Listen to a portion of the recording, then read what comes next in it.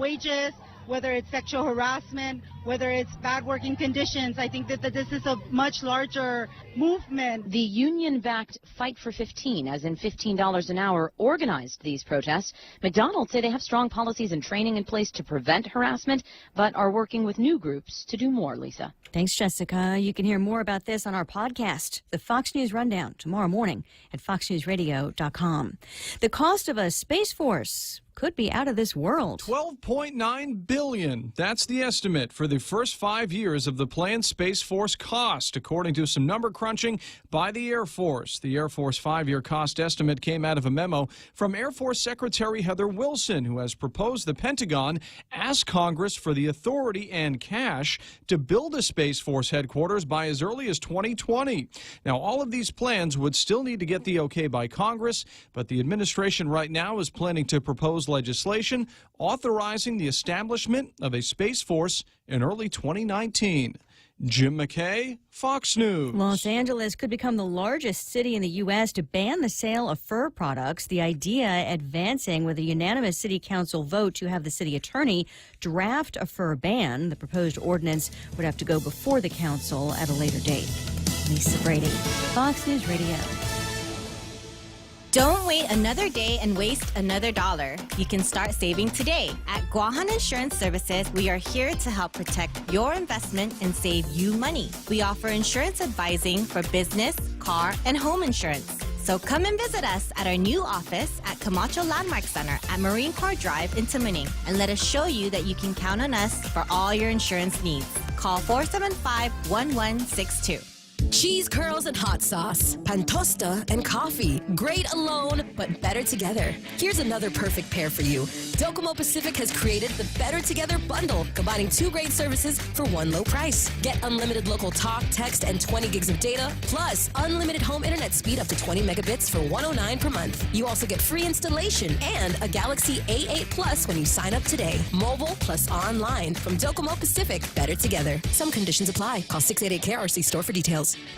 KFC has finally answered the world's most important question. What came first, the chicken or the egg? And the answer is both. Introducing KFC's KFC AM, their new Southern and local-inspired breakfast. AM-loaded platter with chicken fried rice, waffles, and Colonel's chicken congee. KFC also has your all-time favorites, AM chicken and egg wraps, Southern biscuit and sausage sandwich, and hash browns. So for finger-licking good mornings, AM will never be the same at KFC. KFC, it's finger-licking good. Forklift sales, rental, and specialized forklift repair are available from Morico Equipment on Ipoh Road. A 2.5-ton forklift with a 3-stage container mast and forkside shift is essential for business on Guam. Larger 3-ton, 5-ton, and 10-ton capacity forklifts and telehandlers are now available for rent or purchase at Morico Equipment. Morico is Guam's forklift specialist. New, used, spare parts, and service. Phone 649-1946 or go to moricoequipment.com. Honolulu, Seattle, LA, Vegas, Chicago, New York. With your First Hawaiian Bank United Mileage Plus credit card, you can save 10% on United flights to these great cities and anywhere else in the U.S. Book your tickets at the United City Ticket Office, talk to your travel agent, or go to united.com and use promo code FHB18U. Visit FHB.com/United Fair Sale 18 for offer details and restrictions. Terms and conditions apply. First Hawaiian Bank, member FDIC.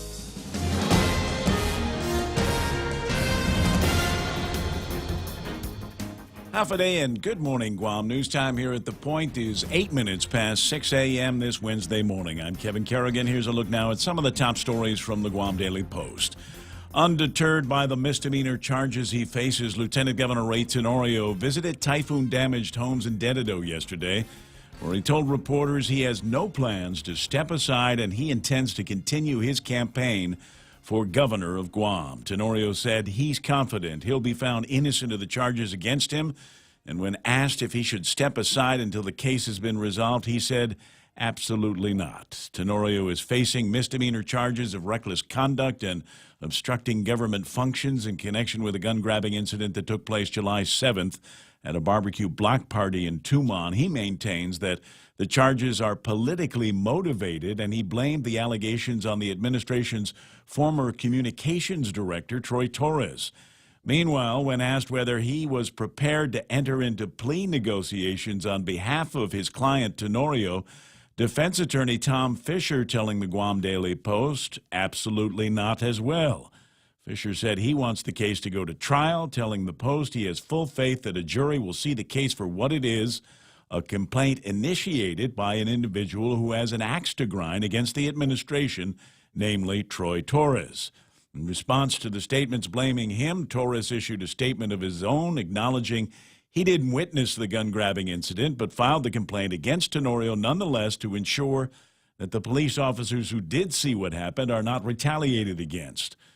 Also, the Republican Party of Guam and Governor Calvo yesterday both issuing statements in support of the lieutenant governor. GOP Chairman Jerry Crisostomo said, "Let there be no doubt the party stands firmly behind the lieutenant governor." He said there are no plans to force Tenorio out of the race and replace him with someone else.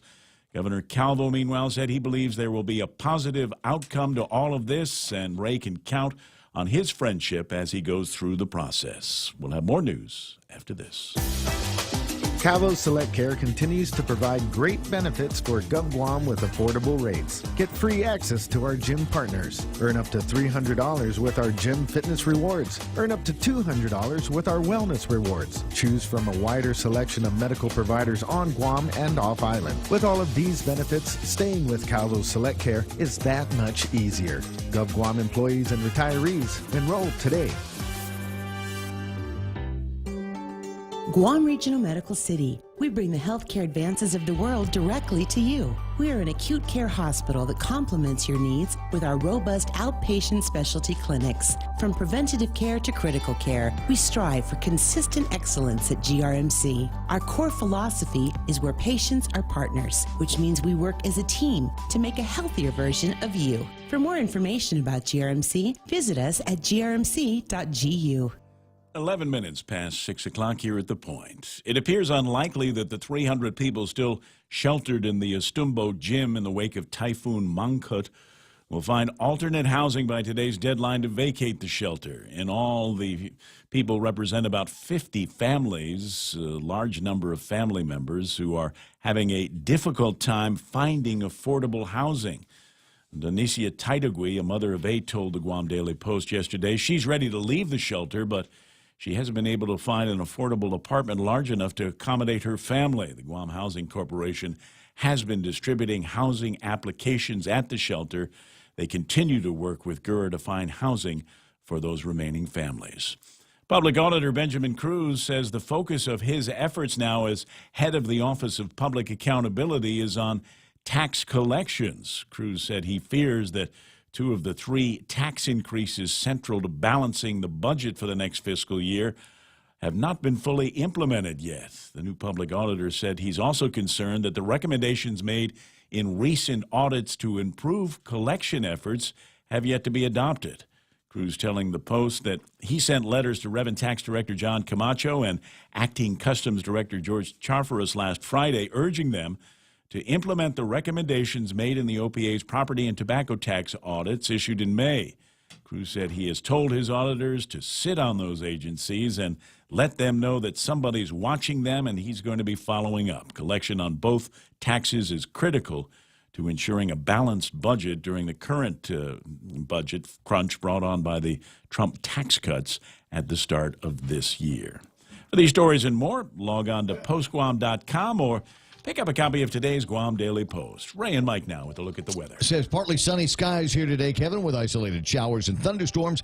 Northeast winds 15 to 20 miles an hour. Daytime highs are lingering around 89 hot degrees with a max afternoon heat index of around 102. Felt like 159 yesterday. It was hot, hot, hot. And probably going to be like that today. Overnight lows tonight about 78 degrees. Sunrise at 6:10. Sunset tonight about 6:19. We'll look at the weather maps with Michael Knight. Oh, I cannot get the... Wait, hold on. I got to... Oh, you're going to have to do it from your end. Okay. Okay. You can't see it. You can have use your thing. Where's your weather gizmo? Oh, my radar. Well, we got some I had showers to reset moving a couple of things here. Oh, no worries. Yeah, we do have some showers coming in. 92W Invest is slowly working its way to the west, so we do have some showers that'll move in during the morning drive. Looks like that'll get in right around 7, between 7 and 8 o'clock. So watch out for that. Some pretty heavy showers moving in as well. As we mentioned, 92W will be sliding through and bringing up the rain chances starting today and right on through Friday, Saturday. And depending on how things go, which the models are a little unsettled on, this could linger around until about Tuesday of next week. So we'll have to see. Yeah, there's that radar shot there, and we can see those showers moving in from the east.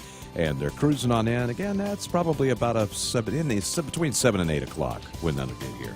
So just get ready for that and prepare for those slow driving conditions, man.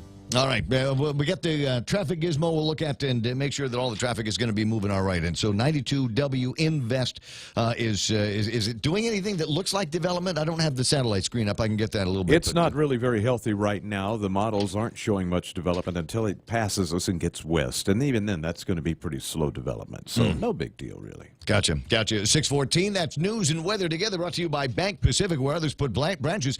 They place route. But a reminder now, they're working with the Ajuda Foundation. All kinds of relief items that they need up in Rhoda. And if you've got some things, emergency kits, toiletries, golly, imagine your place was destroyed and devastated. What would you be shopping for right now? Okay, grab some of those and take them over to Bank Pacific, and they will get together with the Ajuda Foundation and get those up to Rhoda and provide relief immediately. Family Finance, serving the people of Guam since 1959. Now you can start planning for the holidays by getting a personal Christmas loan from $1,000 up to $3,500. Family Finance has 3 convenient locations to serve you. Give them a call in Dededo, 633-4473, Hagåtña, 475-4545, and the Upper Tumon location on the 2nd floor of the Pacific Building at 647-5626. Get your Christmas loans today from Family Finance. Today is Wednesday, and Wednesday means great lunch specials over at King's. We got pork sinigang going on today, meatloaf tomorrow, and Friday it's beef tinaktak. I was talking about beefsteak chamorro on the radio yesterday, and one of the ladies that is listening online said that, yeah, I made that. I found a way to make it here in the States. So you can get that flavor in the States if you want to, but easy. Just go down the street to King's and try that for lunch. For more than 40 years, we've earned your trust. Caring for our island's health, quality care and access to health solutions you deserve. Take care, our island, your health plan. Take care, health solutions that you deserve. Take care, peace of mind to comfort you. Take care, take care, take care. Portions of the Ray Gibson Show brought to you by Micronesia Renewable Energy. Never been a better time to go solar. American Water Tech, smarter water, better water. Guam Regional Medical City, the first choice for all of your open heart surgery needs, as well as APL, American President Lines, where they're shipping the future. Join us for Coast 360's 4th Annual Eat Coast Run and Family Fair on Saturday, September 22nd at the Mighty Member Center. Showtime at 5:30 a.m., go time at 6 a.m. 360 flasks to the first 180 male and 180 female finishers. And the first 1,500 finishers get a quick dry performance hat. Register now at Coast 360 Member Centers and Goodies Sporting Goods. Stick around for the Eco Family Fair with food, fun, great prizes, and entertainment. See you at the 2018 Eat Coast Run and Family Fair. Oh, I have new Wendy's copy. This is I love it when they give me the new stuff to talk about. Wendy's new Harvest Chicken Salad truly delivers on all the flavors of fall, made with fresh cut lettuce, crisp red and green apples, dried cranberries, and the perfect combination of applewood smoked bacon and crumbled feta cheese. We've got bacon in a salad. Yes, it's heaven, I'm telling you. The new salad comes with an apple cider vinaigrette dressing and brown sugar roasted walnuts. This fall season, fall for the new Harvest Chicken Salad from Wendy's. Now that's better. The Ray Gibson Show. Morning talk that matters. Call now. 888-TALK. That's 888-8255. It's salad with bacon in it. What? It doesn't get any better than that. Well, bring that up for a second. I'm liking the sound of that this morning. It feels inspiring.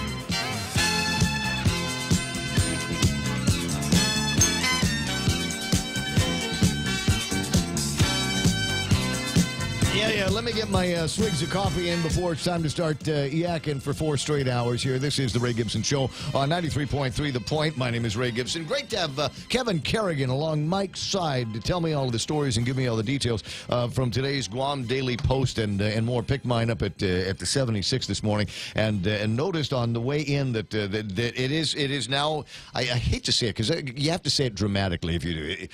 It has begun. And so it begins. The folks over at 76 for the last several election cycles have done a thing with their coffee cups, and you get the coffee cup and it's got that what is the thing that you put on it so it doesn't burn your hands? Yeah, the little coolest. What I don't know, the sleeve. Yeah, it's a coffee koozie, right? It's got one of those things. Anyway, so the guys over at 76, what they've done now is as they have in the past. Is they get the little sleeves, and they've got a sleeve for Ray Tenorio. So if you're voting for Ray Tenorio, you would get that and put it on your coffee. Right. And then if you're voting for Lulian Guerrero, you can get that one and then stick it in with your coffee. But seeing as how there seems to be a serious write-in campaign afoot, they've got the. It's Frank's silhouette. I can make that thing out. I can make out the silhouette of Frank, and so he's got that the write-in kind of. So you've got 3 different choices, as it were, with the folks over at 76. When you get your coffee, get the sleeve of your choice: a loose sleeve, a Ray sleeve, and a write-in sleeve. I love that. And the writer sent it to me on the WhatsApp. Says, "Let the craziness begin. I predict lots of coffee being sold like online polls getting hammered by loyal political party soldiers." Do you think? It's all about marketing, and the folks over at 76 know a thing or two about marketing. If you want to send me pictures, your observations, citizen journalist, 988-5874. That's 988-5874. Didn't originally have a chance to sneak in the satellite imagery, so I thought maybe while I am, and I've got the video gizmo all tweaked up here, let me just throw this back up on the screen and let Mike discuss for a second that 92W Invest. I was asking about if it's starting to show any signs of circulation or organization, and you're not seeing anything, right? No, it's not really, and on all the other factors that you could look at, it's just not real healthy right now. We were looking at the ASCAT wind profiles. That's pictures that the satellite takes of the winds. Mm-hmm. There's not a closed circulation there. It's still a very elongated trough that actually stretches all the way from Yap back here to this system here where it kind of terminates with 92W, and that's going to pick up all the energy. What is this system here will slide to the west, and all of the energy in this trough will kind of consolidate there and then slowly start to every once in a while. I'm looking at this, and I see it every once in a while. The black spots will form on these. That's not like a central eye figure kind of thing trying not to grow at all. up, is it? No, those just are extremely high cloud tops, and they're peaking out at the top of the scale. All right, I didn't know what that was, and like I said, I want to make sure that people look at that and go, well, it's already starting to form some kind of an eye. In an organized storm now, that would be indicative of where the center of circulation could be close to, because that's where your highest cloud tops, in fact, are located. All right, that's what I thought you were going to say. Hey, listen, that's Michael Knight. He takes care of weather and answering the phone when you call 888-8255. That's 888-8255. Just want to show pictures, funny memes, that kind of thing. 988-5874. The radio station with the WhatsApp is 988-5874. The 5874 stands for KUSG. For those of you that still remember pressing letters on your telephone, some keypads may actually still have those, although a little bit harder to find these days. 6:22 in the morning. This is the Ray Gibson Show, and as we like to do here, let's say good morning to everybody. Sometimes you want to go where everybody knows your name, and they're always glad you came. You want to be where you can see our troubles are all the same. You want to be where everybody knows your name. And everybody knows these names by now. Teresa Arroyo Martinani, Andre Bainham, and Juanita Machi are there. The point, Ken had earlier written something. And I said, something, Ken? And he says, yeah, Facebook says, say something to let you know I am here. And so he wrote something. Clever, buddy, clever. Tommy Barcinas is there. There's Rico Blancaflor. Good morning, midweek. It says, secure your weapons. Doubling down, huh? Jules Tejano, Charlene Marchessault is there. Anita Mofness, Big Sister Shelley Gibson, Mers Greeno, half a day. And Anita Mofness with the good morning. Oh, she's blowing kisses this morning. No Valentine's eyes? Uh-huh. And let me see. Lynn Vince Borja Polino, Little Sister Mona Silva's there. Ismael is saying oven-baked bacon. That's what's for breakfast. Wow. Not fried on the stovetop, huh? Ken Duenas writing Toca, which is what we were talking about yesterday. All of the Bota stickers are going to turn into Toca stickers. Tim Lahan, Carmen Leon Guerrero, Melissa Blas Scheibel, Bill Cruz. And what's Bill saying this morning? Ray Tenorio needs to take a leave of absence. Bill, have you already read today's Guam Daily Post? That's what they're talking about. I'll take a gander at that in a little bit. Henry Manglotnia, Bill Pettit. I see Nick Perlowski, Denise Legaspi. That's Lady D to you, Dora Marie Ferger, Jeffrey Ojeda.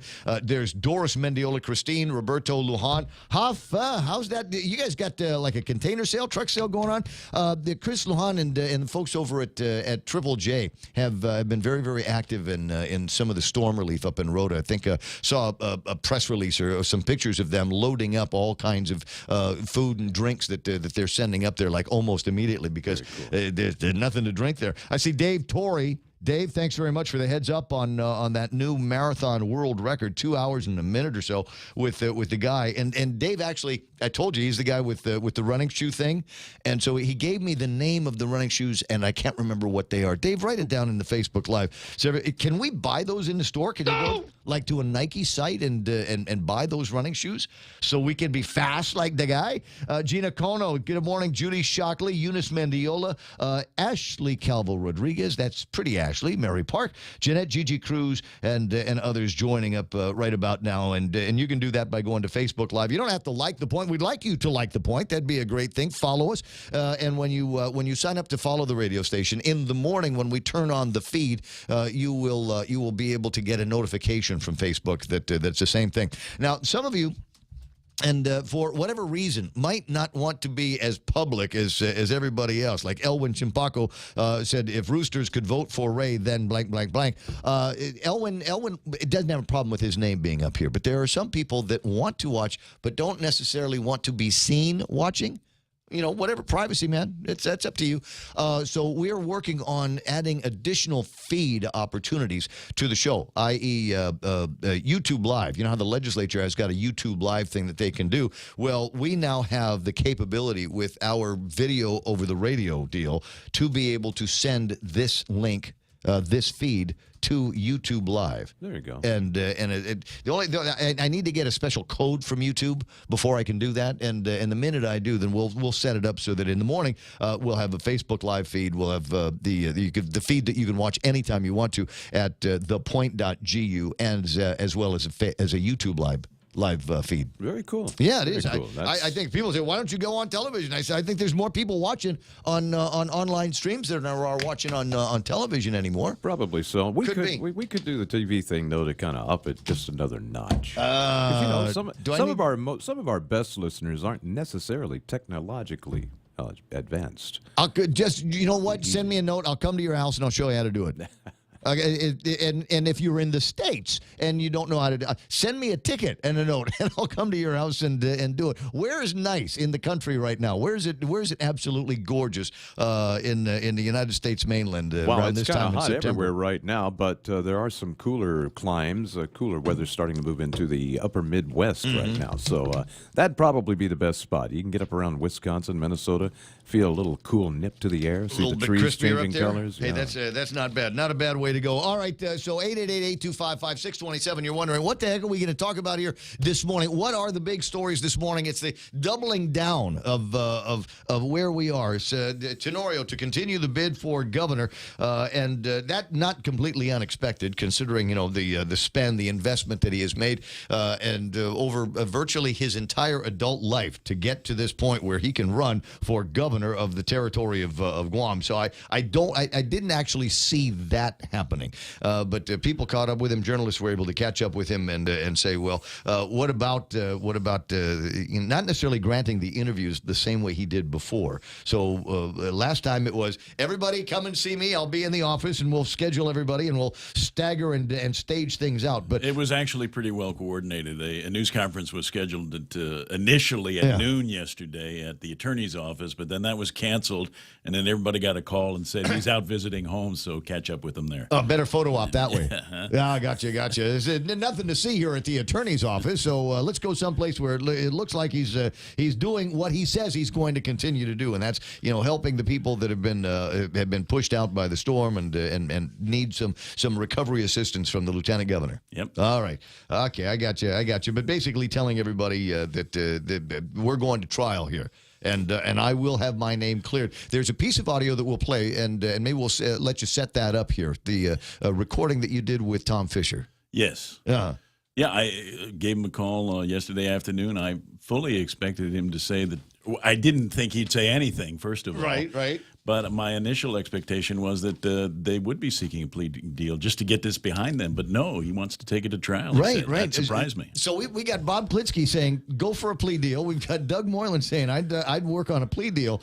Tom says, no, wait, man, I'm going to court. Yeah, and they're making Troy Torres the object of their defense. I think the strategy behind that is knowing that it would never go to trial before the election takes place. Boy, that's taking a chance, though. That's taking a chance. I mean, I think there's 2 months. But I think there's people that would like to see some kind of closure on this before they make their decision on who they're going to be voting for. Yeah. So whether that's closure that comes from some kind of a plea arrangement, or closure that comes from a judge banging on a gavel and a jury saying yes or no, maybe that's the kind of closure that they're looking for. I agree. I don't think there's the time to be able to get that kind of legal maneuvering taken care of between here and November the 6th. Not to mention the fact that the defense can turn around and file all kinds of motions to stall and delay the process and just can, pass it on past the election. And then what? What if Ray gets elected and now they have the case ahead of them? and a jury comes back with a guilty verdict? I don't know. This jury, misdemeanor, does this need to go to a jury? Do we have to do that?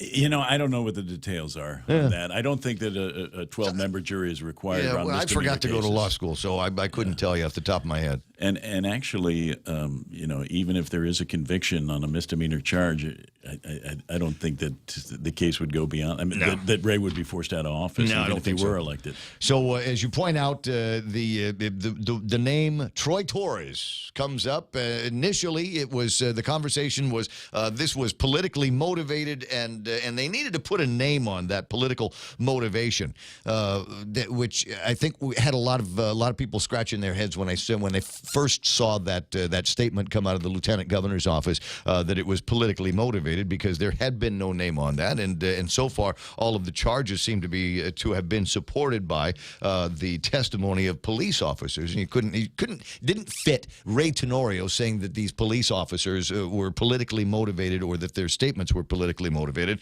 So there was a second statement that came out yesterday, which identified the politically motivated person in the form of Troy Torres. And Troy Torres said absolutely nothing about it. He's been radio silent since then. Didn't say a word. Yeah, right. Wait a second. Cousin Troy silent? No way. For immediate release. This went out yesterday. I got my copy about 5 o'clock in the afternoon. Contact me via email, reply, or WhatsApp. Oh, I got a phone number. We can WhatsApp him. The fact that Ray Tenorio is blaming me for the criminal charges filed against him by the Attorney General makes me question whether he is actually mentally competent and fit to hold his current position as Lieutenant Governor of Guam.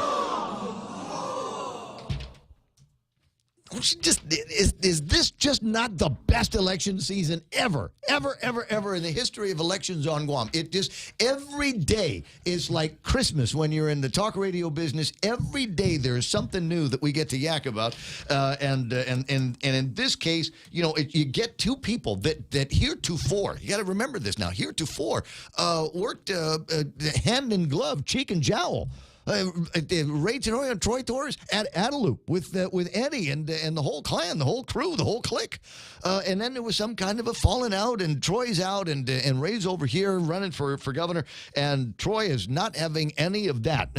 There's a little bit more where he refers to J.I. Cruz as a spineless. Ray Tenorio and his spineless chief of police orchestrated a police operation that destroyed my privacy. And I like this part here. Very, very clever writing, Cousin Troy. Woke my sobriety to a criminal justice system corrupted by the politics of power. This guy, you write like Jeff Marchessault talks. We'll expand on some of this in just a little bit. In the meantime, you've got the telephone number 888-8255. You want to jump onto Facebook Live and tell me what it is that you want to hear. Then or yeah, let's request a riff here. Or if you want to provide some guidance and counsel for the morning show here, you're more than welcome to do that. Right now, it's 6:33 and time for headlines from the Guam Daily Post. Here's Kevin Kerrigan.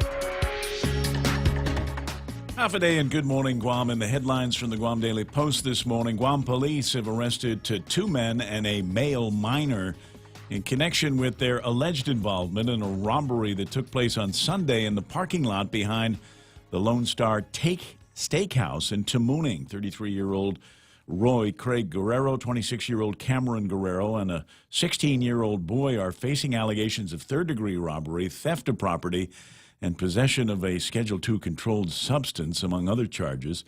GPD spokesman Sergeant Paul Tapau crediting reports from witnesses who provided a description of the vehicle that fled from the scene and led to the arrests. 22-year-old Liana Ree Yun has been arrested on child abuse allegations in connection with a viral video that shows a woman assaulting a child. Yun has 4 children, all under the age of 5. She's facing allegations of third-degree child abuse and family violence. According to the magistrate's complaint, the person who took the video told police she decided to take the video after seeing Yun strike another one of her children, causing the child's nose to bleed. The Guam Election Commission last night voting to allow all candidates to make changes to the identifying words below their names on the ballot. Candidates have until noon today to do so. The identifying words are limited to just 20 letters. The issue came up at the request of Attorney General candidate Doug Moylan, who filed a complaint after being initially denied his request to change the words identifying him on the ballot.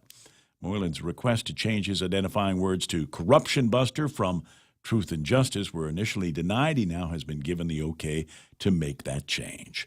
For these stories and more, log on to postguam.com or pick up a copy of today's Guam Daily Post. It's 6:35. That's iConnect. Find out why they are the practical choice by calling 888-8888 and ask them about their incredible plans and rates for mobile and internet and push to talk. 888-8888. Sometimes a penny saved can lead to much more than a penny earned. With GPA Energy Sense rebate program, the power is yours. Earn money back while saving on your monthly power bill. GPA Energy Sense rebate program will help lower your initial costs when purchasing approved GPA energy efficient appliances and upgrades with monthly savings you can expect. For more Energy Sense saving ideas, visit GuamPowerAuthority.com or like us on Facebook. GPA, bringing energy solutions to you. I love to drive. Get on the road now.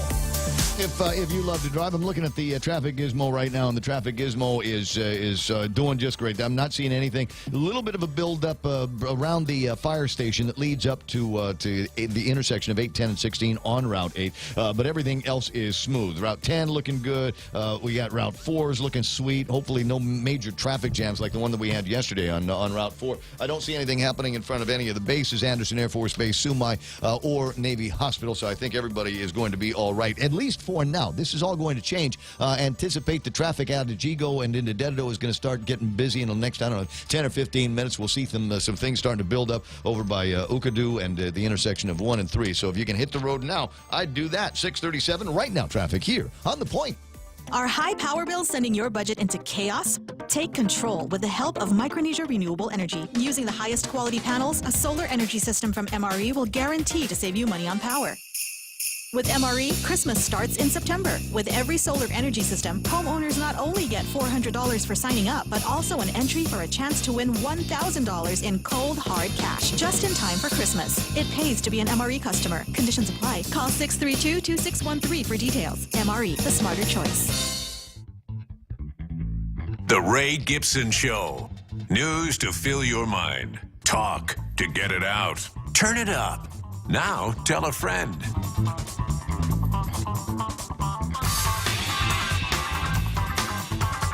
Joseph Michael in San Diego, California, saying a half a day. Wow. San Diego, the PIFA is this weekend, right? The Pacific Islands Festival, is that not happening this weekend? A buddy of mine out in that area was asking if I was going to be coming back this year, and the fact of the matter, no, I'm sorry, I wish I could. I had a great time at that. I went there a couple of years ago. Have you ever been to the PIFAs? No, you have not. I got to tell you, it's a great get together. It's like a one-day fest pack, if you will, in San Diego, and there's a bunch of Pacific Islands that are obviously represented, and because of the sheer volume of Chamorros that live in San Diego, there's a whole bunch of them out there, and there's booths. There are people from here that will fly out there and sell, like, the Guam-based hats and things like that. Didn't crowns you do and a whatever. remote from there? I couldn't do a live broadcast from there because a phoner or something, because I seem to remember you going out there. What I had to do for that one was actually kind of tricky because there's no internet at the park that they do it at. I mean, there's regular, just in-the-air Wi-Fi and things like that, but because there's so many people in one place, getting a good connection with enough broadband to be able to come back to Guam was difficult.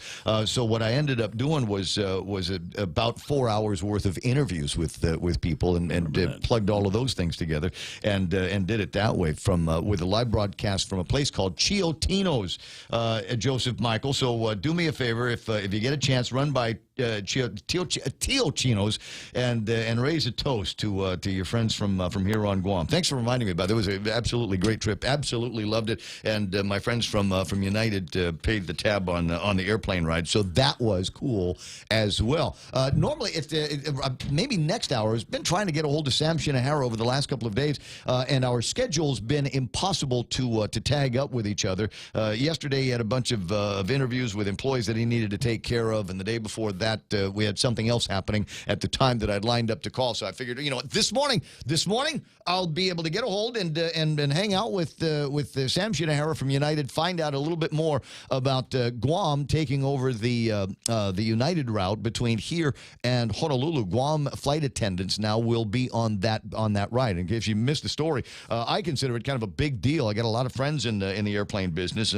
Frankly, a lot of friends at United. Frankly, a lot of flight attendant friends at United, and I'm excited for the possibility of them being back on that route, if for no other reason, so that when you step on the airplane at Honolulu International, after you've already had your thing from Burger King and you're shopping around at the little store that they've got there, when you're done with that, then you step on the airplane and there's somebody. You don't need to hear the words half a day. You can see it in their face. Right, and I think that's a gorgeous thing. But not going to be able to hook up with Sam this morning because he's on 1F. He's in the airplane chair 1F out to another destination on United business. So I don't think that's going to happen today. We'll get caught up with him in a little bit. 888-8255 is a telephone number, and yakking around a couple of issues here, including Troy Torres and his response now to the allegations made that this whole thing, this tempest in a teapot, has been what's the word that they were using, blown out of proportion, based on a politically motivated complaint made by Troy Torres. Troy goes on to write, if Ray Tenorio is blaming me for the criminal charges filed against him, then he is wrong. That is his own fault. If he's blaming me for making sure his reckless and shocking actions did not get swept under the rug, then guilty as charged. I filed that report to make sure the corruption of this administration did not continue to permeate through the darkness and that it would be brought to light. I did it to ensure that those brave police officers were not retaliated against for standing up against this pathetic excuse for a leader. And I did it for every man, woman, and child on this island who is fed up with the evil acts of our leaders. If I'd not filed that police report, then Ray Tenorio would go on facing no consequences for his action and to continue the corruption of the Calvo administration as a tyrant this island has never seen before. Very colorful stuff there. But I'm not hearing from a lot of people that seem to be disagreeing with this. I'm not getting that in any of my feeds. And finally, he says, as for the Republican Party of Guam, either get rid of this guy or the voters simply will send you all into the political graveyard this November. Is Ray Tenorio really worth abandoning the hard work of statesmen like Carlos and Felix Camacho? Ooh, invoke the Camachos. Joe Ada, Frank Blas. Frank Blas Jr. is on Facebook Live now. Sorry, squirrel. Tony and Pinko and so many remarkable men and women who gave themselves in the service of this island and that party. There's a little bit more, but I think that's plenty of Troy for this morning. So think about it. Hang out. Let me know what it is that's on your mind with the Facebook Live. Lady D says Ray's supporters are angry at Troy Torres. I was chewed out in a comment alongside Troy. What? You were chewed out? Is that what's going on? So what if you say something, you run the risk? Yeah, it's the First Amendment. It's all over the place. Tim Lujan says, first you have a video showing Lieutenant Governor inappropriately pulling a firearm on a GPD officer. Second, he apologizes and publicly and claims his actions were appropriate as the Lieutenant Governor of Guam. Third, he is charged with several misdemeanor. Fourth, he believes he will be found innocent and claims this whole incident is politically motivated. Who pulled the firearm? It is what it is. And maybe Tim, maybe that's the appropriate way to do that. Joseph Michael says, it's 2 days. Oh, PIFA is 2 days. Well, maybe that's why I was able to get a couple of hours worth of the audio. At any rate, a good time happening in San Diego, and I hope you avail yourself of it when you do. 644-888-8255 is the telephone number around here. There's a couple of other interesting political stories that I'll get around, but I promised I was going to get to this. A multimedia operation here at the station, so there's no shortage of audio and video pieces that I can play for you. So let me see if I can scare up the audio that I was listening to a little bit earlier, and it comes to me from Kevin Kerrigan, who was out yesterday with making some telephone calls. This one is to Tom Fisher, from who was Ray Tenorio's attorney. That's correct. All right, and what we were trying to find out is what's going to happen. Is any number of people that we had talked to that said probably the next thing was going to be some kind of a plea on a tough charge and maybe dismissal of the other charges, but it doesn't sound like it's going to be going that way. I hope I've got the right thing queued up, and I hope we've got the audio ready to play. No, absolutely not. Do you want this to go to trial? Yes. And we got full faith in the court system. They'll see this for what it is. And what is it? Well, it is a complaint initiated by an individual who has some sort of axe to grind against the administration, that being Troy Torres. Why this is gone as far as it has is, well, I guess we'll figure that one out as time goes on.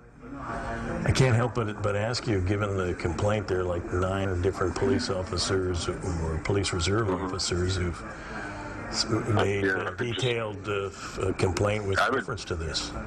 Well, I would just point out that what you read was not what the prosecutor, or was not what the police officer said. That was what the prosecutors said. Quoting the officers, no? Based upon their sworn statements, no? Well, I didn't see too many quotation marks in there, did you? Troy Torres is not mentioned in the complaint at all. Mm-hmm. Yeah. Okay. I can't help but say that, the longer that it persists, it would seem that it would be damaging to his campaign. And no, I don't think so. I don't think so. I'm confident we're going to prevail. On all of the allegations? Absolutely. And from soup to nuts. From soup to nuts. Yeah, this is just, well, It's just an outrage. And let me ask you the reverse, has the Attorney General, Mr. Collins, approached you to offer any kind of a plea? No, and I'm going down there right now to see if I can get the police reports from them. So you're questioning the veracity of the statements from the police officers? No, I'm not. I'm drawing into serious doubt the statements of the prosecutor who paraphrased what the police officers said. This is by no means any sort of attack or impugning of the police officers.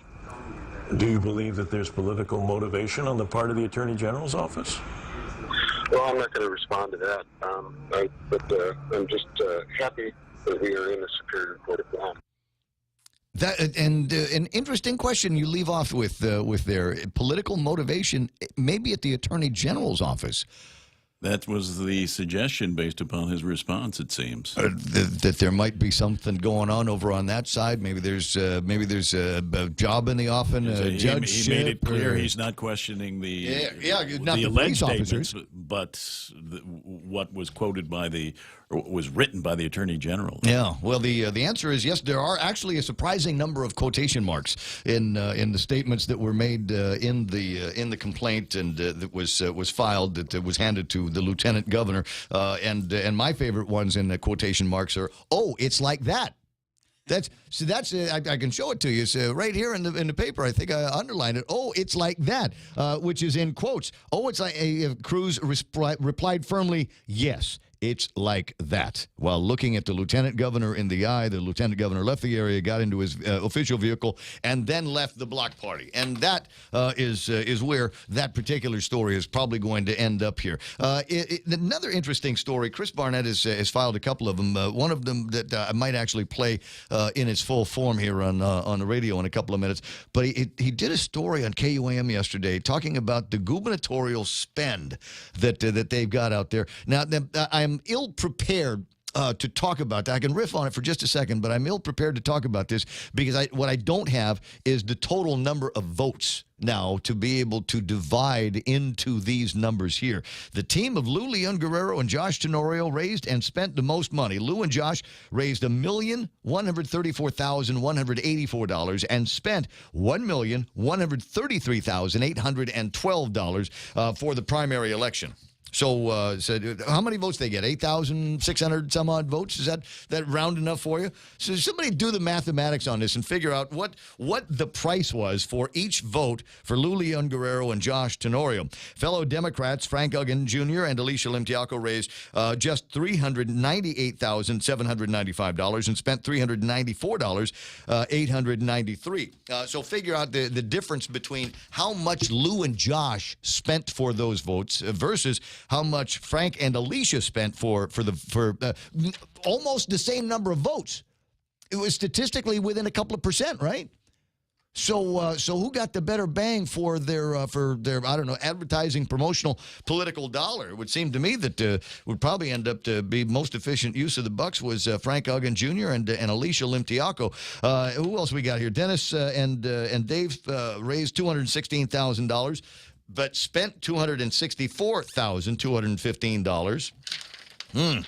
Gutierrez Berdallo raised and spent about $20,071. I think the majority of their dough went into social media. The Tenorio Ada team spent almost $500,000 running unopposed, $449,153 were raised and spent by the Tenorio Ada team. So do the mathematics on that one a little bit later on and see what it is that you're able to come up with there. But I still don't think that's kind of interesting. And they. Balboa Park, and they have it as big as, what is it that Lady D is talking about there on the Facebook Live? We'll get around to that. Somebody on Facebook Live this morning with a comment about one of the other things. No matter what happens in November, the winner is going to have to address compact immigration. And that's an interesting point that has come up recently in a lot of conversations because of that spate of violent videos that we have seen, and hopefully turns into something we don't have to get used to around here. We're going to get really disappointed if this becomes some kind of new normal for us. Fortunately, we haven't seen any new videos. I haven't seen any new videos pop up over the weekend, and it's Wednesday, and so maybe things are all quiet in the hood, if you will, or maybe we've just managed to arrest all the guys that were causing trouble. Maybe that's what's happening, and I got my fingers crossed that we'll be able to, get the arrests all taken care of, get a judge to gavel them guilty, and then put them on an airplane and send them someplace where they aren't wreaking havoc around as much as they have. There is at least one candidate for Attorney General's office that is using that as kind of a platform to communicate to among the voters. Now, this will, I don't know, I don't want it to appear like some kind of an endorsement, but it is something interesting that I had not seen anybody do just yet. And it's Doug Moylan, who appears on...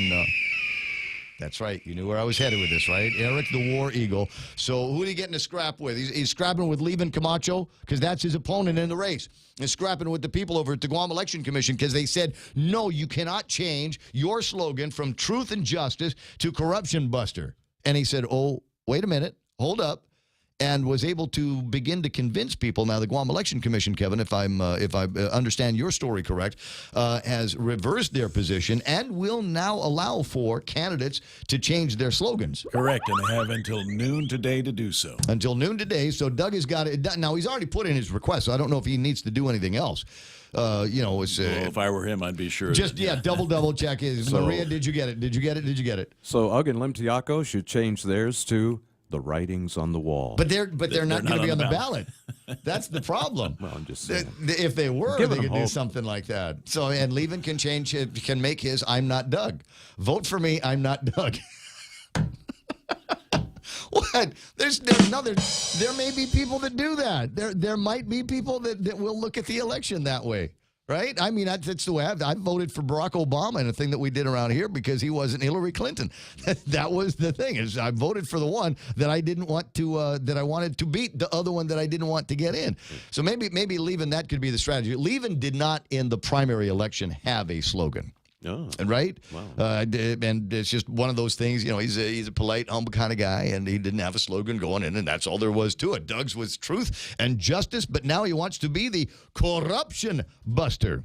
And went to the Guam Election Commission and asked them, and they said no, and he asked again, a little bit more, I don't know, lawyery firmly. And they said, yes, until noon today, you can go get yourself signed up. So there's a win for Doug. But now he's taken on, I think, some of the jugheads in this community that don't know how to play by the rules, and so he's released a video on Facebook. And like I said, I thought it was interesting, and I'd like to play it. And there's nothing to disclose here. That's the sole reason why I'm playing it, not because Doug's my boy. 6:54. Let me press this, and then let me press that, and here it comes. Afade. My name is Douglas Moylan. Recently, there's been a string of viral videos on social media. What's disturbing about the videos is they're showing violence in our communities and at our doorsteps. First thing you need to do is call 911 in order to ensure the safety of your family and yourselves. Second, if you have children, take the time, sit them down, and talk to them. Let them know that what they're seeing is wrong and that they're safe. We don't want these videos to negatively affect our community. With my experience as your first elected Attorney General, rest assured these criminals will be put behind bars. As a candidate for your next AG, I thank you for your support and your trust and appreciate everything you've done. Thank you. There we go. I'm going to get him. I'm going to find him. I'm going to put him away. Glad to see that somebody is looking out for that kind of justice. But though I would need to call him at some point, I suppose, and get some clarification. I'm okay with the behind bars part for just long enough until we can get rid of them.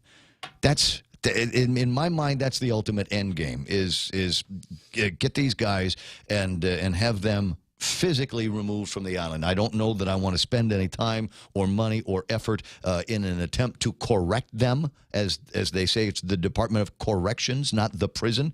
No, I want them imprisoned while they're waiting for the airplane that will take them someplace else. I don't think the island needs to suffer having to take care of their daily eating needs, and if they get sick or beaten up in a jail and they got to go to the clinic or they got to go to the hospital, I don't want to have to pay for that. You had a chance, and it was a rare opportunity to come out here and do something important and better with your lives, and you screwed it up. So we are going to withdraw the offer of civilized society, and you have to go back to wherever it is that you came from. And so I want to make sure that's along Doug's line of thinking. For me, that's a deal breaker on a vote. I'm not interested in somebody that says, well, we've got to mete out justice and it's got to be done here on Guam. Forget it. No, there's further injustice to the community to have to make these people wards of the state. Speaking of justice and all of that stuff in law, there's a possibility that there could be some new laws out there. Talana Cruz Nelson's apparently back from her drill and at work over at the legislature. Supposed to be 3 hearings on some measures today that I think are going to be very interesting. Politically motivated? I don't know. But she is asking for input on a couple of bills. One of them is mandating qualifications requirements of the director of the Department of Corrections. Shouldn't be just, hey, I'm friends with the governor. Where do you want to be a director at?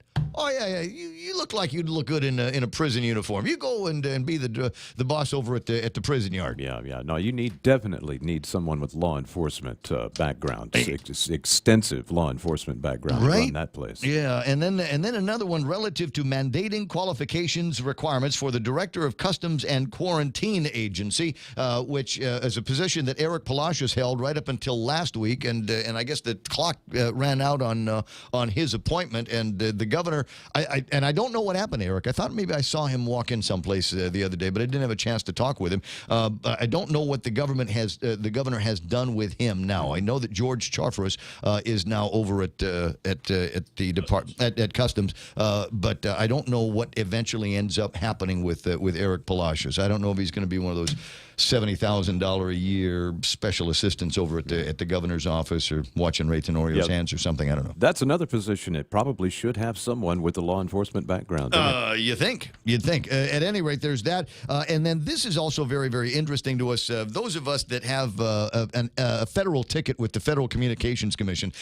Look, we live and die in this business based on the FCC blessing us and our activities in the broadcast industry. And there's a lot of us with a federal ticket that are required to collect E911 dollars and send them over to the government of Guam so that we can have one of those pretty shiny E911 systems. Well, the telecom industry has been collecting that money from their customers and sending it to the government, but the government still hasn't bought us a pretty fancy E911 system, and Talena's got some questions about all of that, and so maybe we'll find out more as that happens. It's 7 o'clock in the morning, really, really close to it. The radio station that you are tuned to currently or watching on Facebook Live or wherever you're catching the feed is KUSG Hagutnya.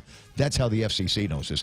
And you might know us as 93.3 The Point. Coming up next, Fox News Live. I got Kevin Kerrigan with a look at all the big stories from today's Guam Daily Post. We'll hear from Jerry Roberts in the Extra Point and plenty more ahead right here on The Morning Show here on The Point. A vote of confidence from the president. I'm Lisa Brady, Fox News, defending his Supreme Court pick who continues to deny a claim of sexual assault in high school. Fox's John Decker, live at the White House. President Trump standing firmly behind Brett Kavanaugh days after allegations were made against the president's Supreme Court nominee, saying he supports an upcoming hearing in the Senate Judiciary Committee in which both Kavanaugh and his accuser can be heard. I feel that the Republicans, and I can speak for myself, we should go through a process because there shouldn't even be a little doubt.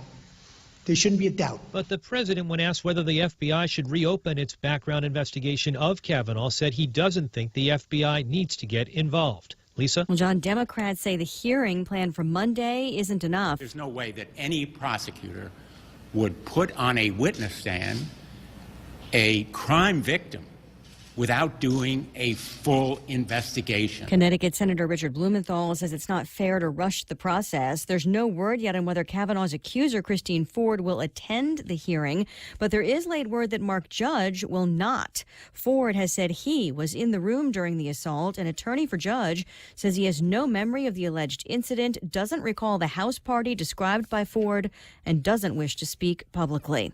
The president plans to visit the Carolinas tomorrow for a first-hand look at the devastation from Hurricane Florence, now blamed for at least 34 deaths, including 2 in Virginia.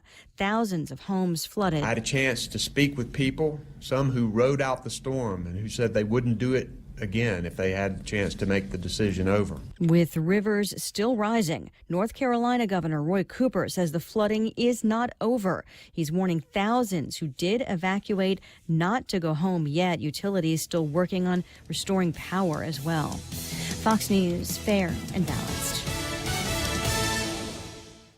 We get it. Gas and utility rates keep rising with no end in sight. But with Double Play from GTA, you can get an extra sweet deal that'll save you extra cash. Sign up today and get 50 megabits per second with fiber home internet, unlimited talk and text, plus 25 gigabytes of wireless data. And new customers get the first month free with no contract. Save over $500 in the first year and get extra with Double Play from GTA. Conditions apply. Visit gta.net for more details.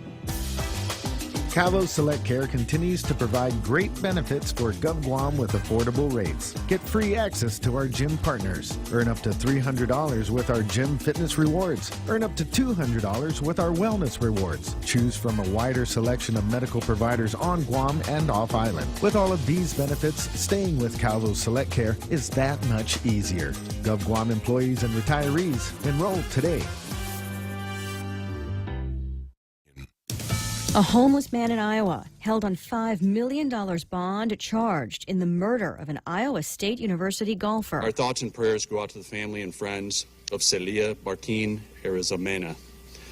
These are difficult times for them. Ames Police Commander Jeff Huff, she was a top amateur from Spain.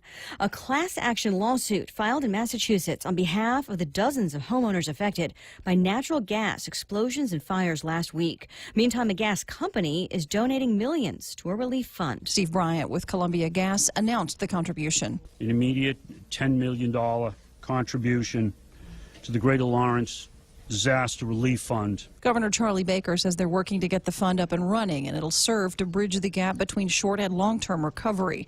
Columbia Gas serves the 3 communities affected. The NTSB is investigating and is focusing on pressure sensors on the gas lines. Fox's Tanya J. Powers. Officials say the pressure in the gas lines was 12 times higher than normal. 1 person was killed, over 24 injured. Ratings for the Emmys hitting a new all-time low. Just over 10 million viewers for the 70th annual awards last night. That's down 11% from the past 2 years. The Oscars and the Grammys have dropped even more. They've been fun-loving best friends for decades on Sesame Street. You're doing exercise. Why don't you join us? No, thank you. No. I'm waiting for my favorite radio program, Pigeons in the News. Now, one of the show's writers is claiming that Bert and Ernie are, in fact, gay. The Sesame Workshop responding in a written statement that Bert and Ernie were created to teach preschoolers that people can be good friends with those very different from themselves. Adding in the written statement that they remain puppets and do not have a sexual orientation. Elisa Brady, Fox News Radio. Family Finance, serving the people of Guam since 1959. Now you can start planning for the holidays by getting a personal Christmas loan from $1,000 up to $3,500.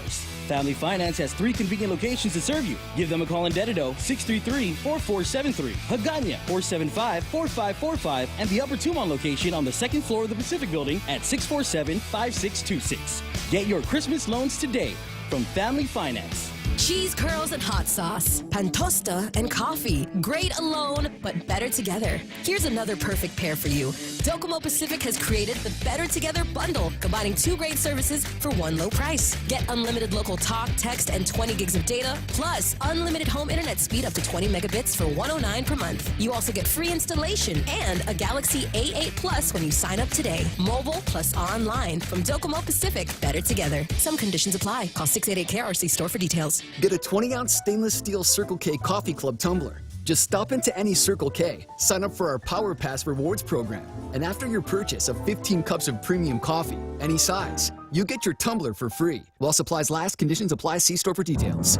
Get a 20-ounce stainless steel Circle K Coffee Club tumbler. Just swipe your Power Pass key fob when you purchase Circle K Premium Coffee, any size. And after 15 cups, you'll get your tumbler for free. While supplies last, conditions apply. See store for details. Sometimes a penny saved can lead to much more than a penny earned. With GPA Energy Sense rebate program, the power is yours. Earn money back while saving on your monthly power bill. GPA Energy Sense rebate program will help lower your initial costs when purchasing approved GPA energy efficient appliances and upgrades with monthly savings you can expect. For more Energy Sense saving ideas, visit GuamPowerAuthority.com or like us on Facebook. GPA, bringing energy solutions to you. Taste the sizzle at Chili's with our new fajita flavors. Our signature fajitas are served with sliced bell peppers, caramelized onions, topped with chipotle garlic butter, and chopped cilantro. Build your fajita with over 16 ounces of tender grilled chicken, juicy steak, and a dozen pieces of seasoned grilled shrimp in the family fajita trio. All served with warm flour tortillas and fresh toppings like mixed cheese, guacamole, salsa, and pico de gallo. Experience bold, sizzling fajita flavors only at Chili's. More life happens here.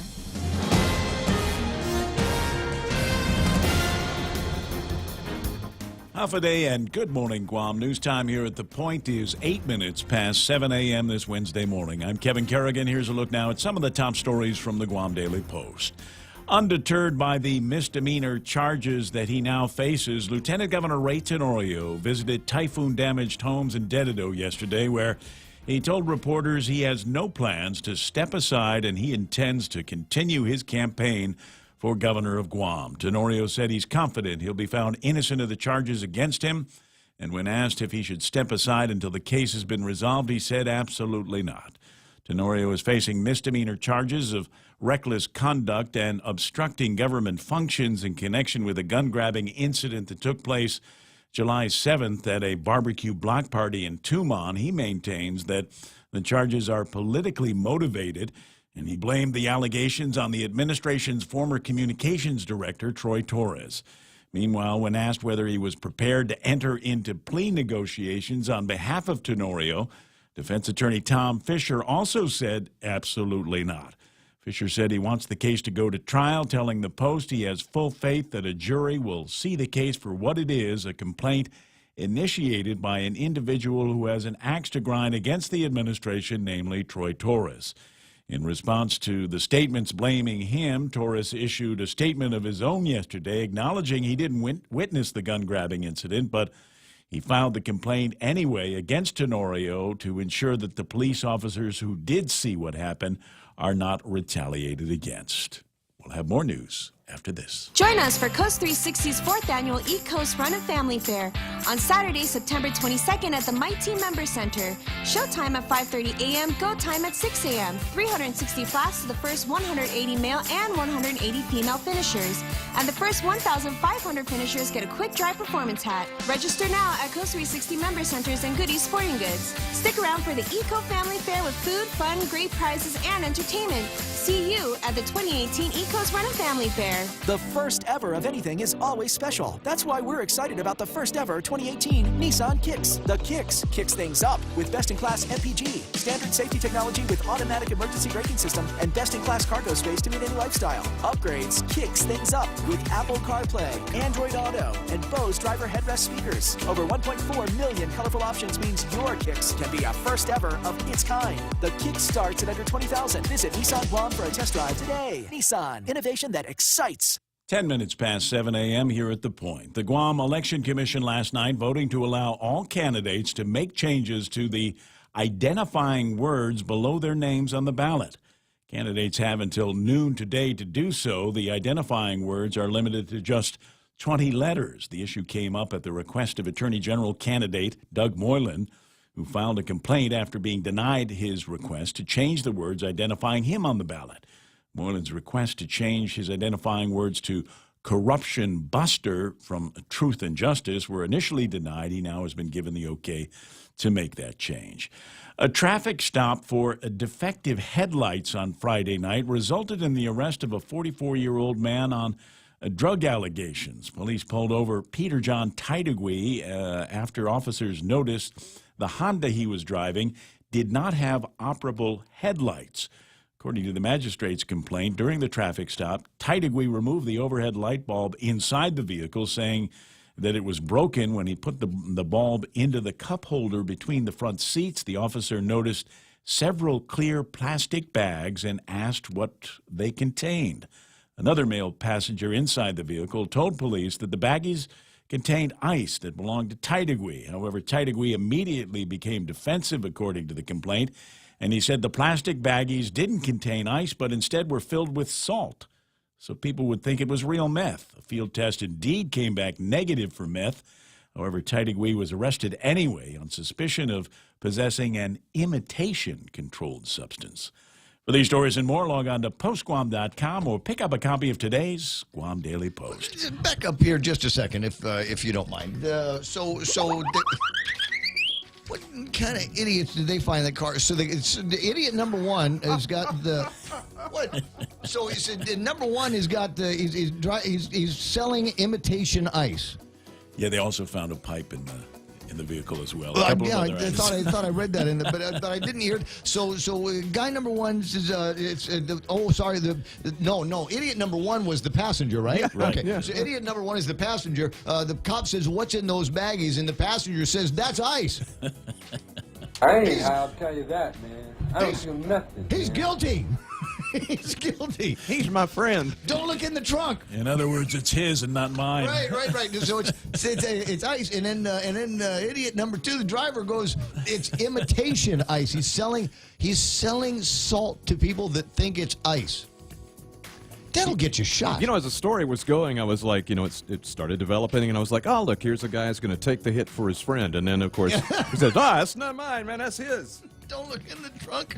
Nice friend. With friends like that. That's just brilliant. I'm sorry. Partly sunny skies today, isolated showers. Thunderstorms can be expected. There's northeast winds blowing up to about 20 miles an hour, blowing hot air around. Daytime highs 89 degrees. That's the thermometer temp, but it's going to feel like 102 this afternoon, and we've been putting up with that for the last couple of days, and I demand the governor do something about it. Lows tonight near 78 degrees. Sunset about 6:19. Sunrise tomorrow morning about 10 after 6. That's news and weather together right here on The Point. Don't wait another day and waste another dollar. You can start saving today. At Guahan Insurance Services, we are here to help protect your investment and save you money. We offer insurance advising for business, car, and home insurance. So come and visit us at our new office at Camacho Landmark Center at Marine Corps Drive in Timoning, and let us show you that you can count on us for all your insurance needs.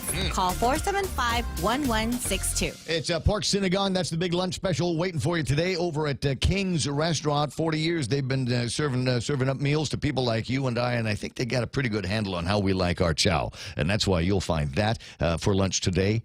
Meat loaf for lunch tomorrow, and Friday is beef tenactac at King's for lunch. Forklift sales, rental, and specialized forklift repair are available from Morico Equipment on Epow Road. A 2.5-ton forklift with a 3-stage container mast and forkside shift is essential for business on Guam. Larger 3-ton, 5-ton, and 10-ton capacity forklifts and telehandlers are now available for rent or purchase at Morico Equipment. Morico is Guam's forklift specialist. New, used, spare parts, and service. Phone 649-1946 or go to moricoequipment.com. Good plan. 7:14. Portions of the program brought to you by First Hawaiian Bank, where it all starts with yes. Guam Regional Medical City, first choice for all of your open heart surgery needs. MRE, that's the place they put solar up on the roof and do your part to stay off the grid. That's nice. And American President lines they're shipping the future American Water Tech. Smarter water, better water. Thank you for holding up the financial end of the Ray Gibson Show. Are high power bills sending your budget into chaos? Take control with the help of Micronesia Renewable Energy. Using the highest quality panels, a solar energy system from MRE will guarantee to save you money on power. With MRE, Christmas starts in September. With every solar energy system, homeowners not only get $400 for signing up, but also an entry for a chance to win $1,000 in cold, hard cash, just in time for Christmas. It pays to be an MRE customer. Conditions apply. Call 632-2613 for details. MRE, the smarter choice. The Ray Gibson Show. Call now. 888-TALK. That's 888-8255. Hey, good morning, May. A relay. I got GW Frank Gumatauta, John Rain. Nice to see you there, and Laney Beneventi. Brian Bamba, Hoffa, dude. Nice to see you. Brad Hewitt is on. Anybody punching back and forth here on Ken? No, who's fighting? It's Chris versus Andre and Ken. Is there some back and forth going on? Yep, I found it as usual. There is. Let me see. Anybody else got something going on here that's interesting that will lead to some fascinating conversation? Yeah, there is that statement there. I smell harassment coming for those officers. It's a good thing they got all their names in there, and now if anything does happen to them, then we know that they're victims of being whistleblowers. I see Amanda Shelton, Mark Cruz, Carl Facuda, Debbie Wise. Nice to see you there. Desiree Braga, Joe Cruz. That's the real Joe Cruz. Denise Mendiola.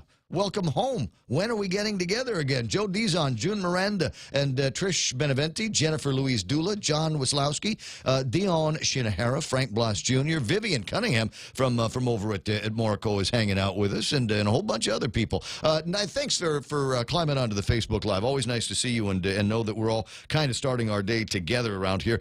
Is it time for me to take a look at what happened in the markets? Could be. Let me just cue that up and take a long look. I'm sorry, I've got 18 different computer monitors in the studio, and they're all kind of pointed off in different directions. So you'll excuse me. Let me see if I can get in on this picture. Is that me? Yeah, but I'm not moving. Okay, let me do this then. S&P 500 closing up 15 points, 2,904. The Nasdaq at 79.56. They're up by 60 points. Looks like they've erased the losses. Dow Jones Industrial Average picks up 184 points. We are now at 26,246. For the Dow Jones Industrial Average. FTSE off by a couple of points. Nikkei is at 23,420. I got Hang Seng Index at 27,084. So I read these Asian indexes with the hope that maybe you've got the opportunity to buy some funds that are indexed to these different markets, and some days it's a good balance, because sometimes you get days where the American markets are down and the Asian markets are up, so you get a little bit of balance and protection in your investment. Shanghai at 26.99, the DAX at 12,157. You take a look at some of the commodities. Where's gold at recently? $1,202 for an ounce of gold. I've got oil, West Texas crude, trading at $69.75. You know what I don't have that I'm going to ask Mike to find out for me real quick? You already know where I'm going, right? You're looking up Bitcoin? Yeah, I think maybe we need to add that to the thing, to the report, because there's still a lot of guys out there that are like, Bitcoin fetish guys. Yeah, right now 63.16.06. $63.16. Okay, so not 20,000 anymore. No, okay. No, not even. Looks like close. I got out at the right time. Yeah, yeah, whatever, Mary. 7:19 in the morning. It's the Ray Gibson Show, and there's a couple of other things. Kev, did you get the email I sent you? I sent you an email, and it's a forward from Andre Bainham. Do you know what I said? Ballot approved. Ballot has been approved, and so what he sent me is a letter from Marie Pangilinan to him and the guys. I guess the thing that they were concerned about was that there would be insufficient space to write Frank Uggan and Alicia Limtiaco, because Alicia's a very long name, Limtiaco's a very long name, and so they wanted to make sure that there was room for it. So they have now been given a copy of of what the ballot is going to look like. Democrat and mark their place for marking Lou's name, and the Republican side, and there's a place there for check marking Ray and Tony's name. Right. This is the expansion that they asked for the write-in. Yeah, and so now there is a larger, more pronounced right-in field with the oval, of course, and a space for Frank Uggin's name, slash, and a space for Alicia Limtiako's or name. whoever, or Ray Gibson's name. Yes, thank you very much. I'm sorry, because I'm not sure if Alicia's still in, or in, or is it in? I don't know, but I'm hearing some things, so I'm not quite sure,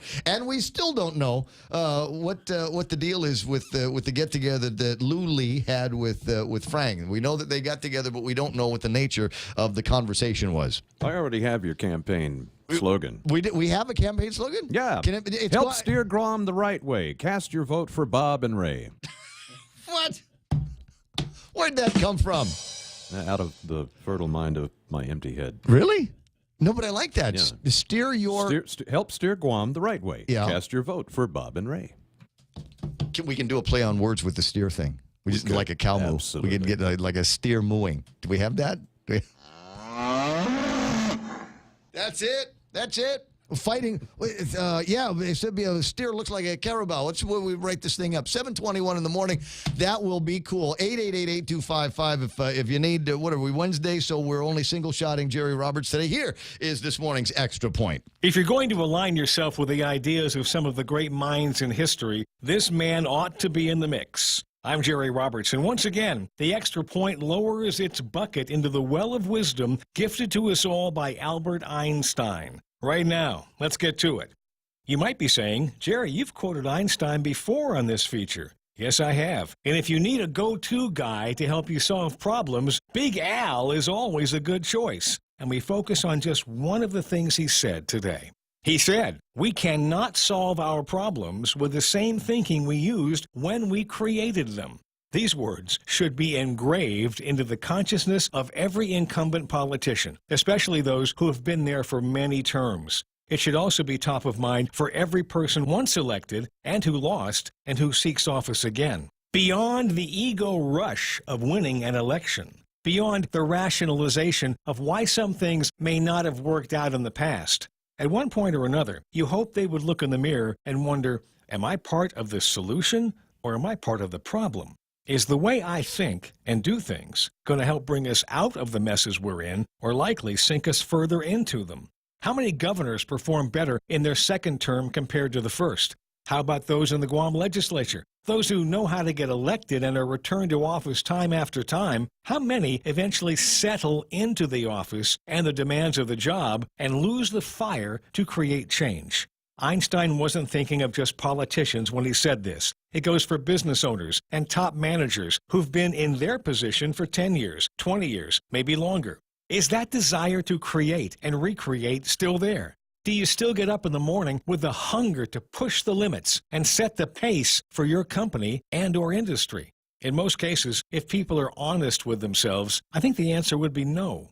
In this respect, private sector workers are no different than those in government. We also settle for the status quo.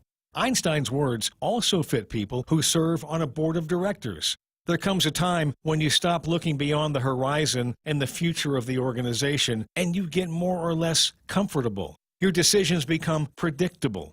I've heard it said that no board member should ever stay beyond 10 years, that the organization would benefit from new blood in almost all cases. Are there exceptions to this, whether it's for a politician, manager, board member, or anyone who's been doing the same thing for a long, long time?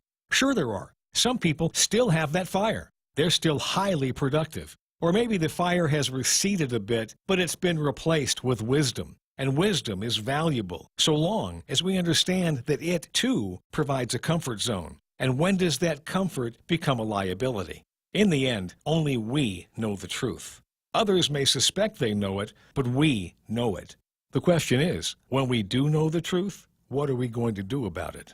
That's the Extra Point. Get out there and make something good happen today. For 93.3 in the Ray Gibson Show, I'm Jerry Roberts. I hear you, buddy. 7:24 in the morning, Einstein. E equals MC squared, and everybody remembers what the E stands for, right? Energy equals, what is it? Mass times the speed of light square. And that turns into a whole lots of energy. Wouldn't it be great if we could power that for good and peace? Well, that's just mad talk right there. I hear you. I'm sorry, a little bit distracted by something. Somebody sent me a thing here. They've got that big craft beer festival that's coming up Saturday after next. In fact, you remember I met you at the last one. Yes, that's where you and I met at the very last one. Yep. And so they're in preparation now. The Circle K people are having these different bar nights. They go to different places and they have different beer specials. And they've got one coming up Friday night at the Guam Brewery Tap House. And but the question that I have is, I don't know where the Guam Brewery Tap House is. Wait. You mean a brewery that you don't know where it's at? Shut up! I don't even have a music bed for that. What are you trying to say?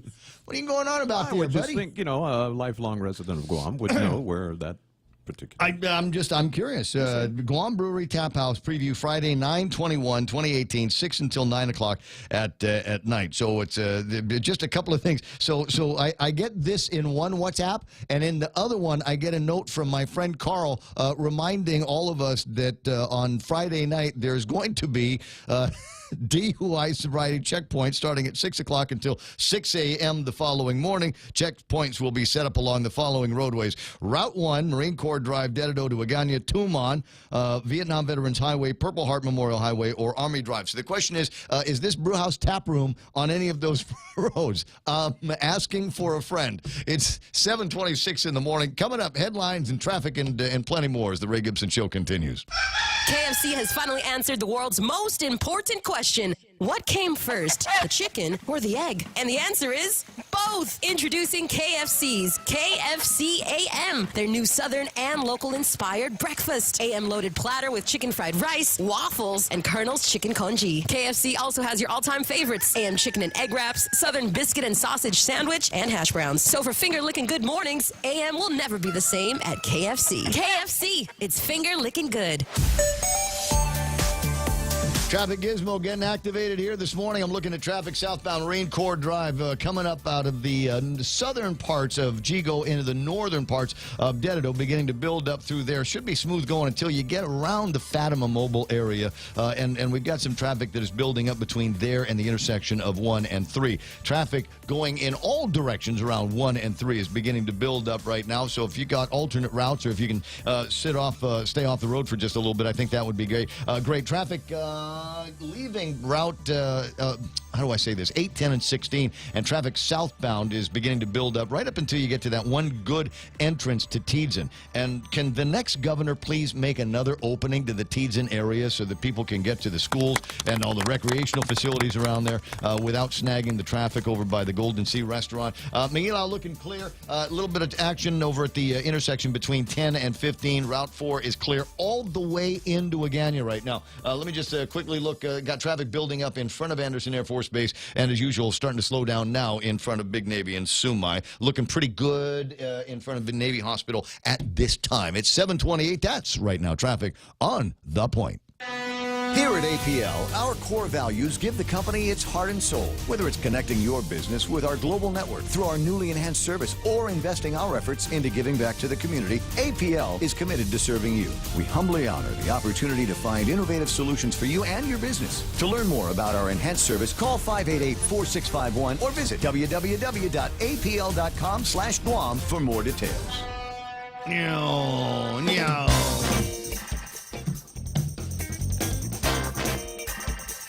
Troy Torres says the fact that Ray Tenorio is blaming me for the criminal charges filed against him by the Attorney General makes me question whether he is actually mentally competent and fit to hold his current position as Lieutenant Governor of Guam. And says, at this point, I'm not sure if we as a community should invoke 10 GCA 8202 or 3 GCA 1121. Thanks, Troy. Thanks. Now I got to do the paper chase. Did you do the paper chase and figure out what those pieces of statute refer to? It's one of those Troy things, right? Yeah. 888-8255 is the phone number. And thanks, everybody, for chiming in, helping me out. Guam Brewery is the Old Bricks Pizza in Tumon. All right, so that's the one that will cost you less over here, the Bricks Pace, and then there's Applebee's, and then the rest of Restaurant Row there. Okay, so that's where the tap house is, and that's where they're going to be doing the thing with the craft beer on Friday night. Old friend of mine, Tara Simpson Klodnicki, and if you worked at KUAM back in the early 80s. I want to say 82, 83, 84. You probably heard her voice on the radio. She did a program, but she also did some really, really incredible copywriting. She writes to me on Facebook this morning, "Hi, Ray. I'm looking for recommendations on children's books by Micronesian authors or about Micronesia. Do you know anyone at UOG who I should contact?" Contact Arlene Steffi. And I'll put this in other form, but if you're looking for the same thing, I'd find Arlene Steffi, and she's writing a couple of children's books. Fran Bauman has a couple of books under her belt, and audiobooks. In fact, I know because I did the annotation for them. And Victoria Kathy Payne at the Kathy Post. Payne, we just talked with her. Yep. Has got a book. But I want to say that if you want to reach out to somebody that can get you connected with everybody else, find Victoria Lola Leon Guerrero. I think she's over at the University of Guam as well, and Victoria has got a line on pretty much everybody that has got any kind of children's books from around the region. Might be Guam centric, but still in all, it's one of the places where I'd begin to look. Facebook Live, cranking Uncle Robert's watching on Facebook Live. How you doing there? How's retired life treating you? Are you already done counting the tiles in the living room and pacing the floor and all of that stuff? Have you found anything productive with which to do with your life? Tina Rose Munya Barnes coming out of retirement to run for the legislature. I see Crystal Schnabel. Elwin Chimpaco Quitano says, "Ray, if we want to stop the habitual resident status of FAS citizens and in turn the chaos and violence in our communities, control immigration, and in the process, and ultimately end the Compact of Free Association Treaty. Then we need to help Chukis with their current quest for independence. It would be a win-win, and the Chukis are going for something like that. And some say for them that would be the end of the treaty, the Compacts of Free Association Treaty with them, and that would though cause problems for the Chukis migrants that live here on Guam. They'd be in a limbo status, no longer a part of that treaty, living here." Essentially without any permission or credentials, and so they would literally have to be rounded up and sent back. And can you imagine the humanitarian hue and cry that would result of something like that? Yes, sir. Well, either that, or do we just simply provide a system whereby they could be naturalized as Guam citizens? Sure. But not as American citizens. But they would have to begin that process from somewhere. Oh, absolutely. Yeah. And I'm not an immigration expert, and we'd have to find somebody that is to talk about how something like that would be accomplished. Hey, and it's entirely within the realm of possibility. They've got to vote for independence before too much longer in that island nation. Where do I need to go here? One last thing before I get to head. Oh, never mind. Sorry, we're already late for headlines. From the Guam Daily Post now, here's Kevin Kerrigan. Half a day and good morning, Guam. In the headlines from the Guam Daily Post this morning, it appears unlikely that the 300 people still sheltered in the Estumbo gym in the wake of Typhoon Mangkhut last week will find alternate housing by today's deadline to vacate that shelter. In all, they represent about 50 families with a large number of family members in each. They are all having a difficult time finding affordable housing. Denicia Taidagui, a mother of 8, telling the Guam Daily Post yesterday she's ready to leave the shelter but hasn't been able to find an affordable apartment large enough to accommodate her family. Guam Housing Corporation has been distributing housing applications at the shelter and providing assistance. They're working with GURA to help find housing for the remaining families. Public Auditor Benjamin Cruz says the focus of his efforts as head of the Office of Public Accountability is now on tax collections. Cruz telling the Post that he sent letters to Revenue Tax Director John Camacho and Acting Customs Director George Charfaros last Friday, urging them to implement the recommendations made in the OPA's property and tobacco tax audits that were issued in May of this year. Cruz said he told his auditors to sit on those agencies and let them know that somebody's watching them and going to be following up.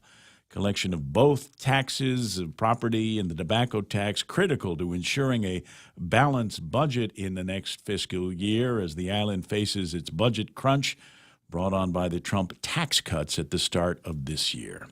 The Guam Election Commission last night voting to allow all candidates to make changes to the identifying words below their names. Candidates have until noon today to do so. The identifying words are limited to just 20 letters. The issue came up at the request of Attorney General candidate Doug Moylan, who filed a complaint after being denied his request to change the words identifying him on the election ballot. Moylan's request to change his identifying words to corruption buster from truth and justice were initially denied. He's now been given the okay to make that change. For these stories and more, log on to postguam.com or pick up a copy of today's Guam Daily Post. And remember, it's 7:35 that iConnect is the practical choice. They've got great rates on things that you need all the time. Mobile phones and internet access and even cool, snazzy technology like push-to-talk. And you're going, wait, push-to-talk? We had push-to-talk in 2001. 30 years ago. What do we need push-to-talk for now? You know what? Imagine having a two-way radio in your hand. Same thing that you use a smartphone, same telephone, but it's a two-way radio in it. And you can use it to reach out to one individual person, or you can broadcast messages to all kinds of other people. Find out about this very, very cool technology and how you can use the updated versions of it to change your life at work. 888-8888. At Guam Regional Medical City, it is our mission to become the island's premier choice for specialty care, like cardiology, pulmonology, neurosciences, orthopedics, oncology services, and more. We aim to protect our island from heart attacks, strokes, cancer, and diabetic complications. But should you suffer from such diseases, we're ready with world-class options, both inpatient and outpatient. For more information, visit us at grmc.gu. It's 7:36 in the morning, and Wendy's new Harvest Chicken Salad truly delivers on all of the flavors of fall. You're going to love this. Let me give you the ingredient list for this. Fresh cut lettuce, crisp red and green apples, because you got a couple of different flavors going there, dried cranberries, and the perfect combination of applewood smoked bacon and crumbled feta cheese. This new salad comes with an apple cider vinaigrette dressing and brown sugar roasted walnuts. This fall season, fall for the new Harvest Chicken Salad from Wendy's. Now that's better. Honolulu, Seattle, LA, Vegas, Chicago, New York. With your First Hawaiian Bank United Mileage Plus credit card, you can save 10% on United flights to these great cities and anywhere else in the U.S. Book your tickets at the United City Ticket Office, talk to your travel agent, or go to united.com and use promo code FHB18U. Visit FHB.com/United Fair Sale 18 for offer details and restrictions. Terms and conditions apply. First Hawaiian Bank, member FDIC. I got too many distracting things in front of me. I got to focus. Let me focus on hot pastrami.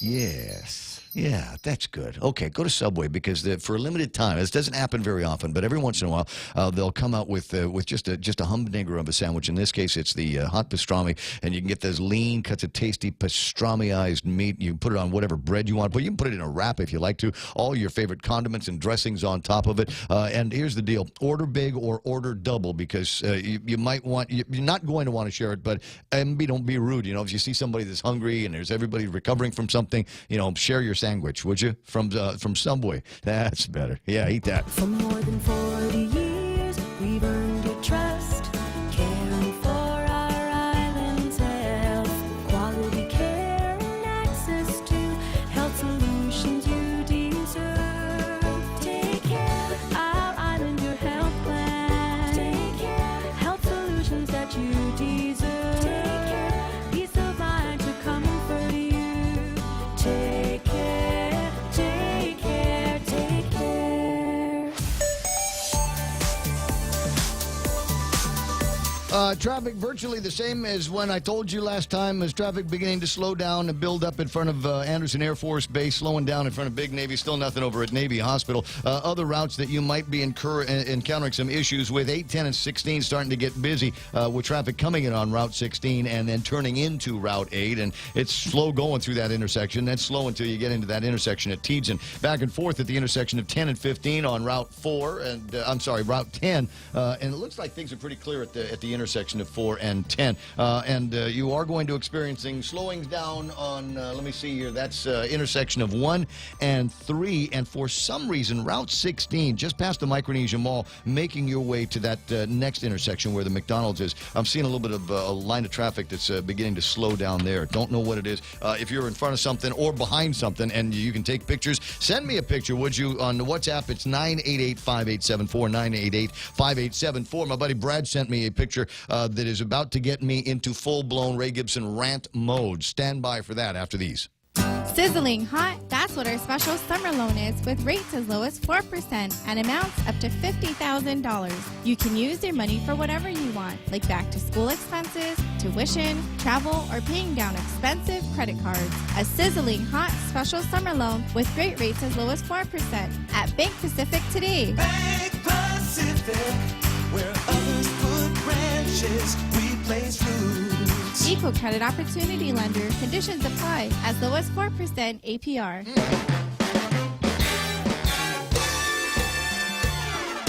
I see Johnny Rosario there. Ike Kaseki, cousin Tedo up in Jigo at the ranch has got the radio cranked up for me and the pigs here. And Ethel Reed says, "Good morning. I've been wondering how everything was doing over there, and I'm listening from South Carolina." Well, how's everything over there? You in North Carolina got a little bit of some weather in the last bunch of days. Hope everything is okay over at your place there, Ethel Reed. I don't know if it's a good one or what day is it over there. It is currently Wednesday morning. The time is 7:40 a.m. This is the Ray Gibson Morning Show on 93.3 The Point. It's great to have you there. Ethel says, "See you on Facebook," so I want to tell you and Mike hello from South Carolina. Well, half a day from Guam. Listening in Hawaii on Oahu, Roel Beharana. Nice to see you there, Casey. Come on back here. Let me watch you play some beach volleyball again. Time 7:40, and while getting ready to talk about some law, it's possible we might hear from Doug Moylan in just a little bit. I know if you're going, yes, yes. Like it when he's on. There's some hell-raising going on. What's he going to talk about? We'll get back together with him on a couple of conversations. One of them having to do with his sloganeering over at the Guam Election Commission, and a little bit more details on how he would deal with violent immigrants here, and whether that's going to be full-blown justice and long-term stays at our Department of Corrections, or whether correcting is going to mean getting somebody on an airplane. That's my preferred method of dealing with these particular issues here. But is that him? Okay, let me just grab this. Doug Moylan, good morning. Welcome to the program. Excuse the mess. Hello? Hello, are you there, Doug? Can you hear me? Yes, I can, Ray. Very, very good. And, there's Eric the War Eagle, and as I pointed out earlier this morning, there's Doug is in full-blown offensive stance here, not taking any guff from leaving Camacho. We talked about that yesterday, and they told him no over at the Guam Election Commission, and he said, "Oh, that's how it's like that. Oh, it's like that." And they said, "Yeah, it's like that." And Doug says, "No, it's not going to be like that." So tell me a little bit more. How did that end up so that it didn't end in tears for everybody at the Election Commission? Well, first of all, I wanted to thank Maria Pangilinan and the commission members for reconsidering what earlier had happened. And, you know, Ray, I was on the Election Commission for 3 terms under the GOP appointment. Mm-hmm. And, you know, I already knew that this is a very important part of the process because it's really free speech. It's voters' rights and the ability of candidates to put out the political speech. And as you know, Ray, in the Constitution and in American law, free speech and political speech is the most protected and revered form of speech. And that's exactly the political speech that they protect. So I respect the fact that the Election Commission reconsidered it. What had happened earlier, I had hoped was a glitch, and they affirmed that yesterday. Okay, and so you've got until today. Now, you've already turned in some paperwork. Is that sufficient, or will you put in another kind of just to make sure you've gotten it this time? I'd like to be Doug Moylan for Attorney General, and the slogan is going to be Corruption Buster. You're going to do another one? No, that's the one that was requested, Corruption Buster, because that kind of epitomizes the campaign that we're standing for right now. It's part of my history. It's part of what we stood for with the Government Corruption Division. The 26 convictions, the 3 wins out of the 4 jury trials that we brought before our community. And I'm hoping the voters will see that. And that is the right of every candidate to put that last statement before the voter actually inks their ballot. All right. Not a whole lot of words, not a lot of space, but we give up that much of the ballot for those kinds of things here. So I'm glad to see that there's happy resolution on that particular deal. I did notice on Facebook yesterday, and thanks, Sheena, for sending me a video copy of it that I'd played. Just a couple of things. Thank you very much for shooting it in the horizontal polarization. But we got to get you mic'd up a little bit better so that people can hear better what it is that you're saying. And for me to get a true understanding, in my perfect world, if an immigrant commits a crime, and I almost don't even want to say a violent act, I think that there ought to be some pretty sufficient rules that say if you step out of line around here, traffic ticket and spitting on the sidewalk, you got to go. I don't want them to linger over at the Department of Corrections and have to take care of their lodging and health care needs until the sentence is done. So I want to make sure that you and I are on the same page there, because that's a deal breaker for a vote, if you ask me. You're speaking of the choir, Ray, and the reason why it was worded that way, basically my kids bring this to me, and they're showing me this stuff that's going on the social media with these viral videos, and it's really astonishing. And I got to tell you, within the past month, I had to call 911 at my house because gangs were actually starting to fight in front of the house, and this idea that you got me 100%. The FSM, I-93 visitors that we have here, which we call immigrants, you commit a crime, you violated your ability to stay on Guam, you're in our home, you must leave. So that is on my billboards out there. Deport the criminals. Those are the ones that are causing the most problems. As a practitioner in the courts, I've tried jury trials, both misdemeanors and felonies, successfully won them. These people, this group of people, is inundating our court system. The juvenile court, the family court, the criminal courts. They're causing an undue burden and causing us taxpayers, including DOC, which is the end result. If elected as AG, I will have them deported. I will work with Department of Homeland Security, which already has President Trump. They're already greased to get these people out of our communities that are lawbreakers. The governor has already shown an intent to commute it, but the AG has the ability through the plea agreement and working hand in hand with ICE and Homeland Security to deport them and to prevent them from coming back on island. The plea agreements haven't been properly looked at because we can actually prevent them from coming back in with the plea agreement that requires jail time. You try to get back into our island or any part of the U.S., the criminal justice system has the computer system that will tag them. I think they got to focus on the ID numbers, though, because they're changing their names in the FSM under that I-93 passport they're using. But, Ray, I'm full for it. But the video was posted because we've got locals, too. The lawlessness in our let's deport those too. Let's find a way to deport those guys. I want old Judge Paul Abadi, kind of hanging judge, to gavel some guys off island. Here's the deal: you either go to jail or you, back in the old days, is join the military.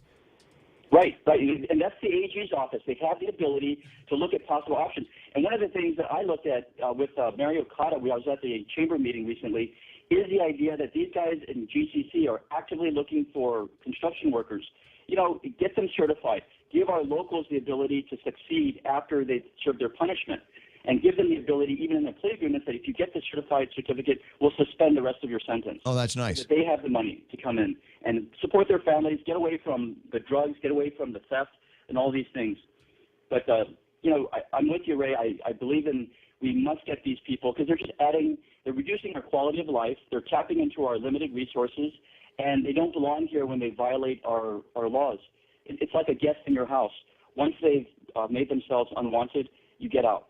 That's how I want to treat it. Well, there's another view that I've got. You're talking about different resources that go towards the members of this community that haven't gotten things sorted out yet. The criminal justice system, juvenile criminal justice, and family courts. Is there something that can be said about the folks that come here for medical assistance, go to Guam Memorial Hospital, rack up huge bills, and are completely incapable of paying those bills? Is there a way that you can tie in, either start paying for the bills or we got to deport you? No, I think that's the Department of Interior, governors, and the AG could provide the legal support to the governor. The Department of Interior has so much control over influencing Congress and the president's view of these issues. And again, you've got a positive president that is looking at immigrants as a burden on our society. He wants America to be great. We're part of America. Greatness is financial stability and financial wealth. And what's happening here is they're taking away that from our community because they're tapping into our general fund for GMH. Sure. I've always believed, by the way, Ray, if we can't solve it, turn over GMH back to the Department of Interior. We cannot run a department that keeps on sucking actually it's an authority, keeps on sucking the revenue from our general fund. We don't print money like the Department of Interior and the federal government. So the politicians have not looked carefully at this issue. They took away the landfill from us, and if they elected AG, I'm going to see what we can do to get all that money back. Because once the feds take it over, they take everything over, including the payments. We're not a state. We're a territory under the Constitution's clause that says that Congress must support the territories. We're like a child to the United States. We're not a state. And that's why Puerto Rico, if you watch it carefully, they are bending over backwards and so confused about what to do with Puerto Rico because they can't cut them loose. They're a territory of the United States. There's U.S. citizens there. but their financial management is part of the federal government. As Bob Klitsky pointed out to me, there's Ninth Circuit case decisions on Guam that say that really our government of Guam is an instrumentality of the federal government, which we really are. They could come in tomorrow and take out the entire government of Guam by one statute. Tempting. So, it's going to a big picture here. GMH, those people that are coming into Guam and tapping into our general fund by not paying their bills, it's really a federal issue. And to go into court and to declare that the GMHA is financially unviable and we're giving it back to the Department of Interior on a temporary basis until they solve the immigrant problem. This compact or in the very least, to stand on provisions in the treaties that allow for that care to be treated, to be taken care of at Navy Hospital. Yes, but the problem on that, Ray, and you know it, that the compact impact allocations through our delegate in Congress, they give it to Hawaii, they give it to West Coast states. They divvy up a certain amount, and it's not accurately reflecting the burden that these group of people. Oh, it never has, and the Department of Interior kind of washes their hands on that recompense issue because they say that we don't have the reporting. The spreadsheets aren't right. They don't match what we do here, and all of us have got to get together and agree on what these reporting requirements are going to be. You're the Department of Interior. You the guys are supposed to be looking out for us and for our needs. You tell us what these reports are supposed to look like. We'll fill in all the blanks and get it done. Is that not the way it's done with other departments and agencies in the federal government where we have reporting requirements to? That's exactly. I mean, they don't come to us and say, well, you tell us what you think the reporting requirements are going to be, and then we'll tell you if we like them or not. No, you tell us what it is, and we'll fill in the blanks, and then you pay us. Right, and I'm saying that if you take it to the wall, the idea is to let them know if you can't give us the money that we need to run this, we can't afford it through the general fund, which is running this entire government. Therefore, you must take it back. They won't open up the U.S. Navy hospital to the FSM immigrants from my last read on it. So they're basically causing the Guam coffers. We as taxpayers, which have to survive on what revenue we generate in Island, to support this endeavor. But it's a federal endeavor. It's not our local taxpayers, our local politicians that opened up our borders. It was the federal government's decision to open up the FSM. So it is a federal problem that they should handle. Now, DOE is another problem that especially because we broke from the feds on the management of the Department of Education, that's also a big burden because more schools have to be built, more infrastructure has to be paid for, and teachers and so forth. Because of the FSM migration, yes, the compact impact was intended to address it, but obviously, if we had our own people, our own U.S. citizens here, we wouldn't be facing the gravity of this type of problem. So why are we having to deal with it? We have to broaden our scope. Look to the Department of Interior. Those guys, when I was AG, they have millions and millions of dollars in a fund, a slush fund, to manage the American Indians, to manage all the territories of the United States, including Guam. And that's why in some of these departments you see these creative grant writers that are getting so much federal money, including the governor's office. Because all you have to do is write up a grant to the Department of Interior, and they will look at it and give you the money. They've got so much money in that Department of Interior. But, in a way, they should also look at it for GMH, if they can write up some special grants to defer these costs that are going on within GMH. Right. AG's office's purpose is to provide the legal support to the politicians and give them the creative ideas in which to address these issues. As well as the legal framework to make sure that they all follow the requisite statute. Doug, I got people saying you're making sense here on the Facebook Live. I'm getting a lot of thumbs up and a couple of Valentines on your comments. I think you're moving in the right direction here. I'll see if we can find Levin and give him an opportunity to make some of the same comments at some point. But as I said, it's nice to hear Eric the War Eagle again, and always fun talking with you. We're in campaign mode, Ray. Thank you. All right. Doug Moreland running for the Attorney General's position. And as I said, an interesting video that showed up on Facebook. Wanted to get some other thoughts here because I didn't want it to be one of those conversations. And I've heard this from other attorneys that say, no, these guys get in trouble. They've got to serve their time at our Department of Corrections. And I think that's an even bigger burden on the community. I think the smarter move is to figure out what the airplane ride is going to cost and then put them on it. it. He might think, but that's a couple $100 to send him back home. So what? It'd be a couple $100 by the end of the week of their care over at the Department of Corrections. It seems, and if you don't want to spend money on it, where's all that mileage? Where's that mileage bank that we've got? We're not too deep into that with all the class trips and baseball teams and spelling bee people that have to go off island, right? But it's not authorized for that sort of thing. It's 8 people. 8 people over at the legislature can authorize that medical kind of evacs and educational trips. Yeah, there's more that can be done with that, guys. We can get creative on this. And I promised there would be a little bit of a rant here between now and 8 o'clock in the morning. Golly, it's almost 8 o'clock. And Blake Watson's back, so we'll pretend to talk sports with him. But my buddy Brad sent me a video here. Which would lead into my favorite rant. I've got, and anybody that's listened to the program knows that I have 2 favorite rants. One of them is the rant about the stupid, butt ugly, god awful chain link fence runs right down Marine Corps Drive as we bring thousands of tourists to Guam and Valiant Shield, and they're coming in on the buses and the cabs, and they pass by this just grotesquely ugly chain link fence that was originally put there to prevent students from John F. Kennedy from running whole hog across Marine Corps Drive at the end of the school day to get to their cars at Kmart.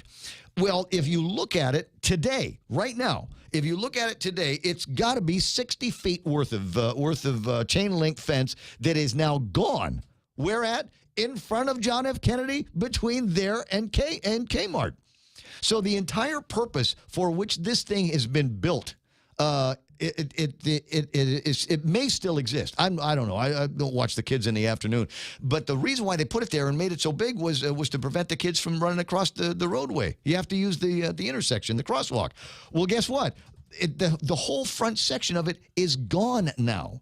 So what are the kids doing? They're still running across the way because there's this big defile. There's this big opening right there in the front of it. And I'm going, now we still have to endure the ugly part that goes all the way back to the foodie shell. Right? It's a blight in the community. Get rid of the thing. Now, the other rant that I've got, do I have time for this? Yeah, it's a short video. My buddy Brad running down the road and saw this. It's a trash truck that has got what we call the Hanum Basula, and he was able to catch this and apply the video and send it to me at the WhatsApp address. So this is what it looks like on the roadway. I wouldn't play the audio. I haven't heard the thing. And you might be able to see it's actually leaking from almost the entire back end of the trash truck. There's Hanum Basula right now and leaves that stinky, stinky puddle out there. That's the same. Do you see that? That's the same fluid that got us in trouble with the feds and made it so that they put a receiver at the whole solid waste activity place. And if you ask me, that's the same kind of nonsense. I think it's a health hazard, and we've got to find a way to get that truck and every single truck on Guam that carries that trash juice. Got to get those guys to plug them up or get them fixed so that they aren't leaking those kinds of things. It should be a crime. In fact, it is, but nobody enforces it. 7:57. Got just enough time to bring Maria Pangilinan back online. Good morning, Maria. Half a day, Ray Gibson. So Doug Moylan can change his name now, his slogan from Truth and Justice to Corruption Buster. Yes, sir. And he's already confirmed. He's already confirmed. So he gets to be Corruption Buster in there. And I just got a copy of what the ballot is going to be looking like on the gubernatorial side. You've got a space for Lou and Josh. You've got a space for Ray and Tony, and now a write-in space. That's correct. Notice I didn't say it was for Frank and Alicia. To see, I caught myself that time. Or for you. Or for Bob and Ray. Steer Guam the right way with Bob and Ray, I think is the way that's supposed to work. And has that's been accepted by Andre and Ken? Yes, actually, there was another format that was accepted last week, but because of the limitations of the tabulation process, I had to go back to the commission and let them know that we couldn't do it that way. So what was finally approved last night is what's going to go to the printer. Okay, and I've got a copy of that. We'll see if we can share it with the viewers on Facebook Live in a little bit. Now, what about the formatting of the names? If I just put Frank and Alicia or Bob and Ray, will that be sufficient? Is there That hasn't been addressed yet. They wanted to table it until all the commissioners were present. Okay, so before too much longer, we'll find out what will have to be written down and what the acceptable nomenclature is going to be on the paperwork. Okay, got it. That's it. That's it. That's it. Short call today. I'll talk to you pretty soon. All right. All right, Maria Pangilinan from the Guam Election Commission here. It's 8 o'clock in the morning. The radio station is KUSG. I got you. My name is Ray Gibson. Thank you so much for being there. I'm here, but I'm really glad you're there. Mike and Kevin and Blake and I are going to be coming up after the Fox News and after headlines from the Guam Daily Post. Hello, Yuka Ogama. I see you there.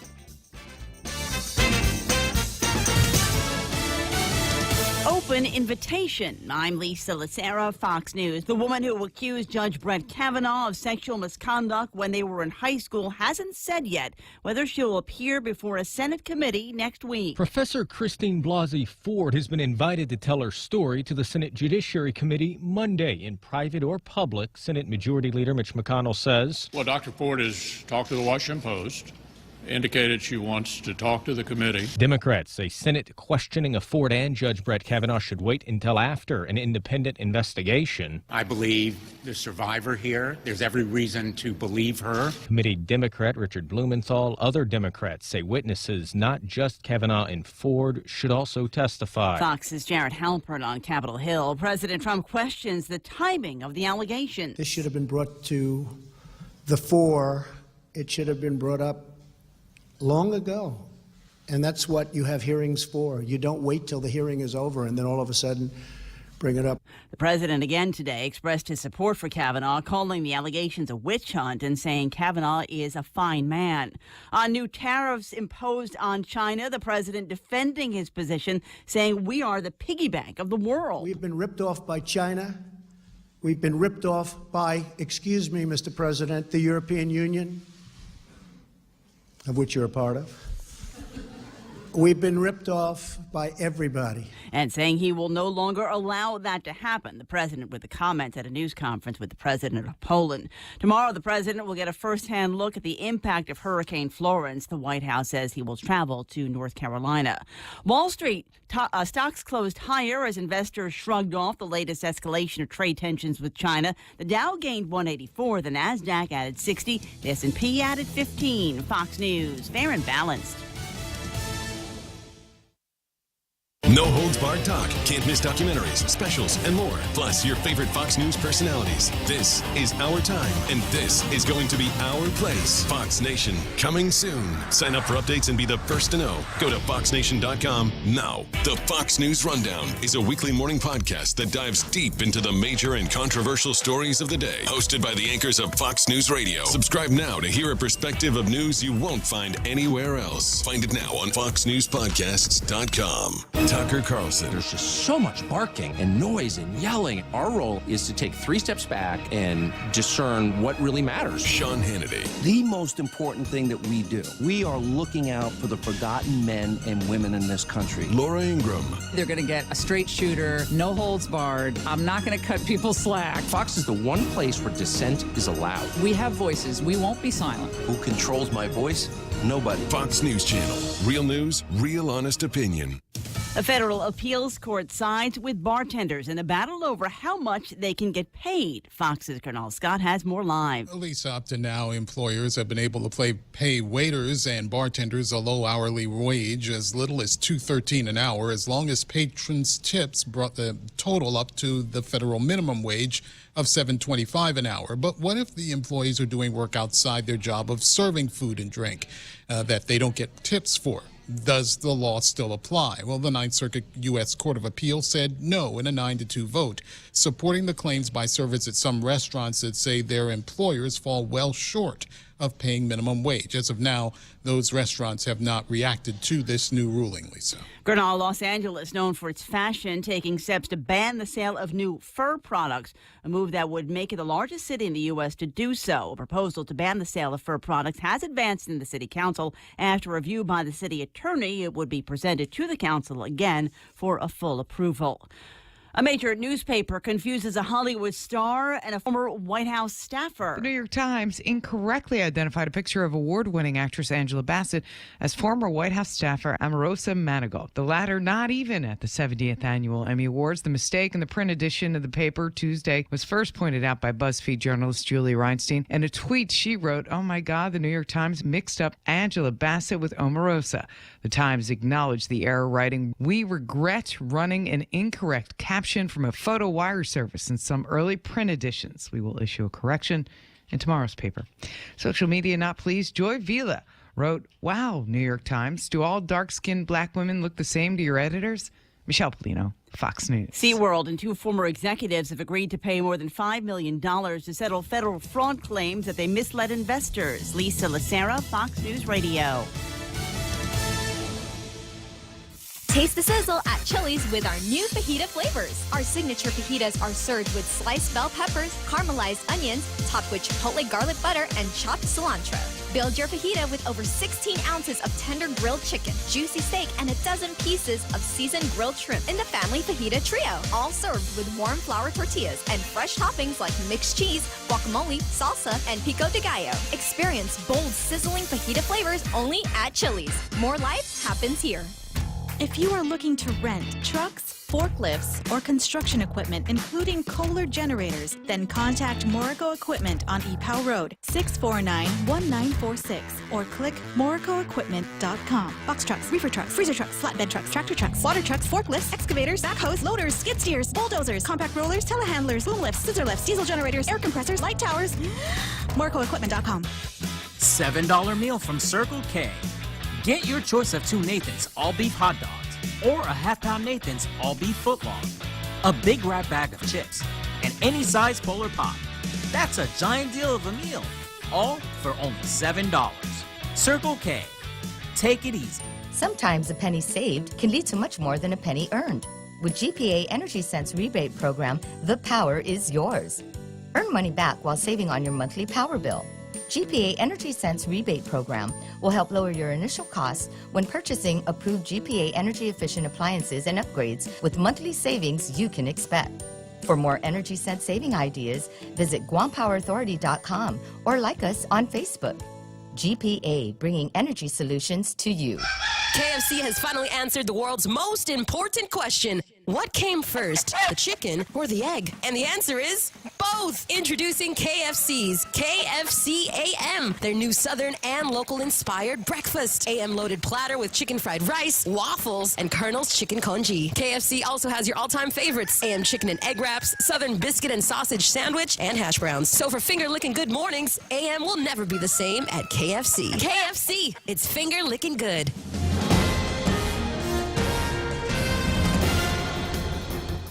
Half a day and good morning, Guam. News time here at The Point is 7 minutes past 8 a.m. this Wednesday morning. I'm Kevin Kerrigan. Here's a look now at some of the top stories from the Guam Daily Post. Lieutenant Governor Ray Tenorio says he has no plans to step aside and he'll carry on with his campaign for governor despite the misdemeanor charges he faces now in connection with the gun-grabbing incident and a barbecue block party in July. While visiting typhoon-damaged homes in Dededo yesterday, Tenorio told reporters he's confident he'll be found innocent of the charges against him, which include misdemeanor allegations of reckless conduct and obstructing government functions. Tenorio said the charges are politically motivated, and he blamed the administration's former communications director, Troy Torres.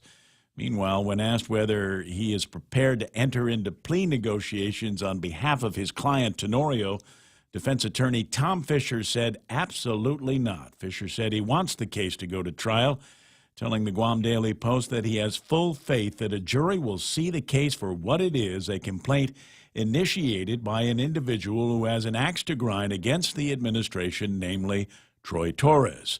In response to statements blaming him, Torres issued a statement of his own yesterday acknowledging that he didn't witness the gun-grabbing incident but filed the complaint against Tenorio nonetheless to ensure that the police officers who did see what happened are not retaliated against.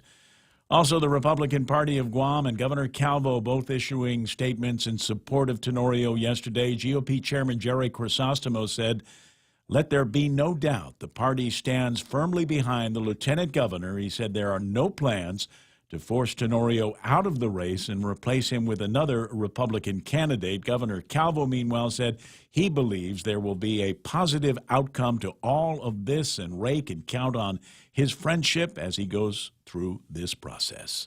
We'll have more news after this. Are high power bills sending your budget into chaos? Take control with the help of Micronesia Renewable Energy. Using the highest quality panels, a solar energy system from MRE will guarantee to save you money on power.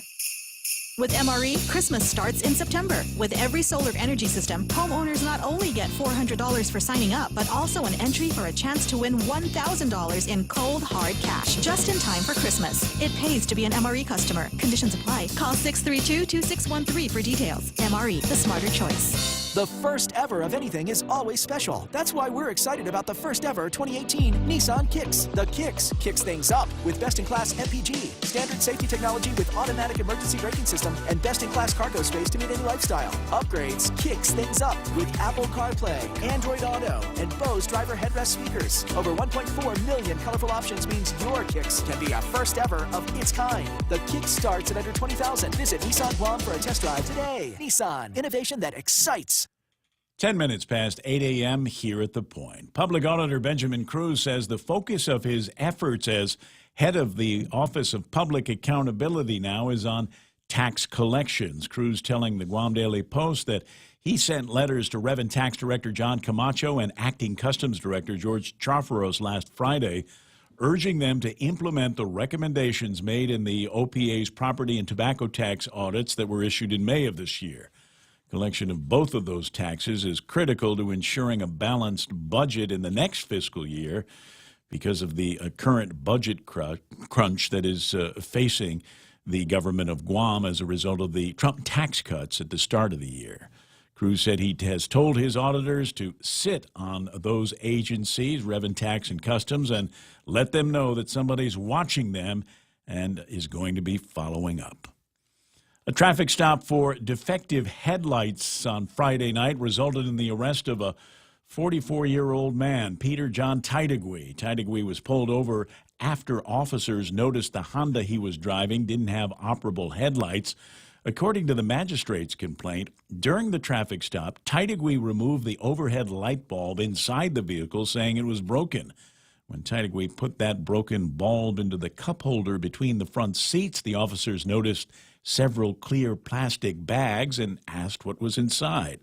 Another male passenger in the vehicle told the police officer the baggies contained the drug ice that belonged to Tidegui. However, Tidegui immediately became defensive, according to the complaint, and he said the plastic baggies didn't contain ice, but instead were filled with salt so people would think it was real meth. A field test indeed came back negative for meth. However, Tidegui was arrested anyway on suspicion of possessing an imitation-controlled substance.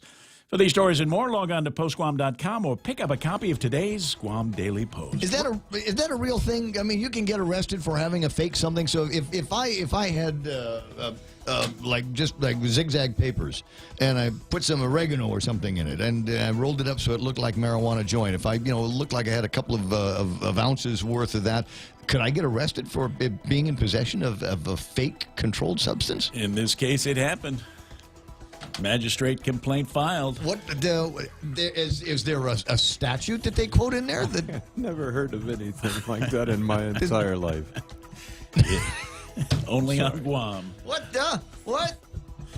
We're serious about drugs here, aren't we? It's 8:13 in the morning, and I'm going to look up that magistrate report because I want to see what it is, what he was actually charged with. Is for being a joker, for heaven's sake. And can you imagine being the guy that bought that from him?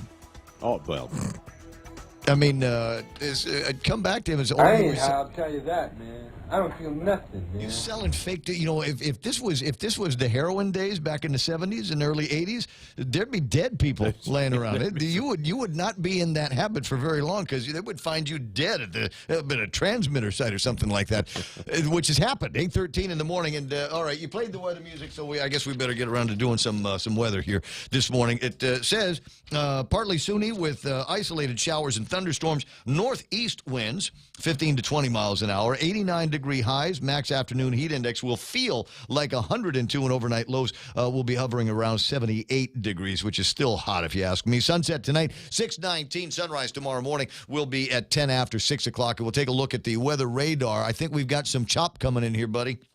Yeah, we just had one good round pass to our south. Got one round also coming in from the northeast. And already moved through Anderson and Dededo. Looks like getting ready to go through Tumon and on down the pike there. And then a bigger batch back behind it. So this is just the beginnings of it. And the timing, well, my timing was off by about an hour. But yeah. You thought it was going to. Well, I mean, there's two. I believe that there are two drive times. Yeah. There's the first string drive time, which is 7:25 to about 7:59 or something like that. The heavy peak period. Right. But there's still what I like to call second string traffic for people that need to get to work at 9 o'clock. So I think between 8:25, 8:30, and 9 o'clock, things are going to swing into fashion. So if that's you, if you're one of those second string drivers out there this morning, just be aware that it is possible, very likely, that you might hit some wet roads no matter where you are here this morning. That's news and weather together. Coming up, Blake is back in the studio. We'll pretend to talk about sports in just moments.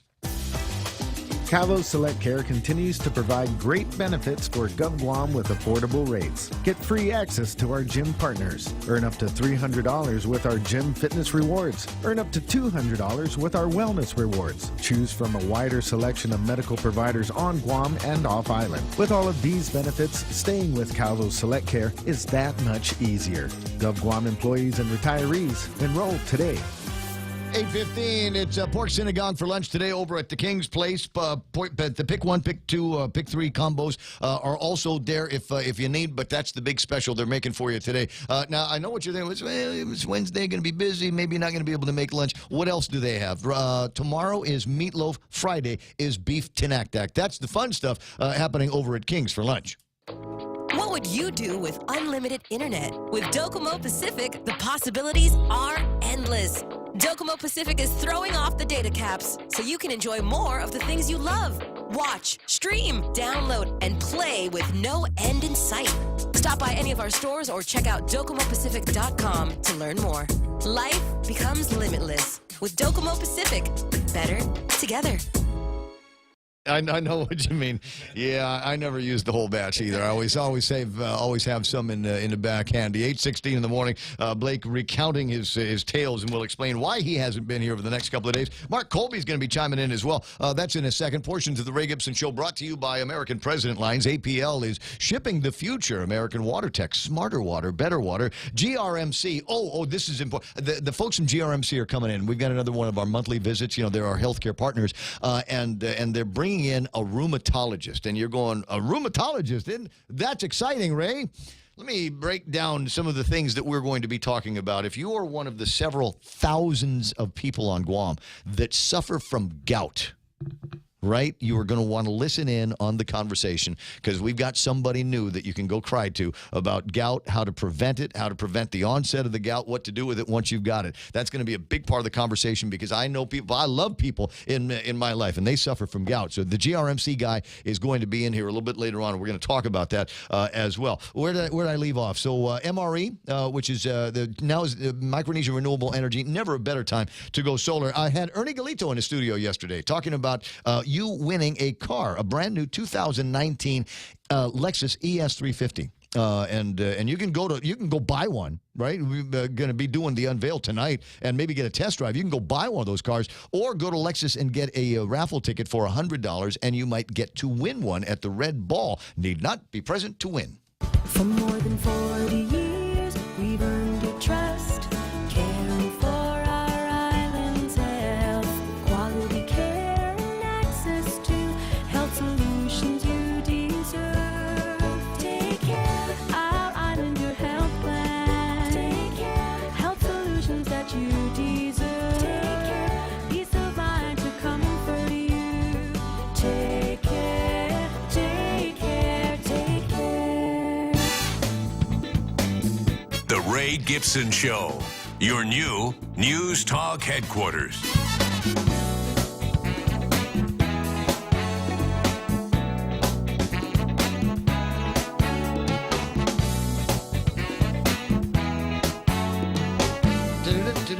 Isn't this nice? A buddy of mine sent me on the WhatsApp here. I might share this with people. Advice from an attorney on things that you should do, and it will annoy some people. But like number one, great piece of advice, and I learned how to do this from an old boss of ours years ago. Lee Holmes, on the back of his credit cards, did not sign his credit cards. He put down, please ask for ID.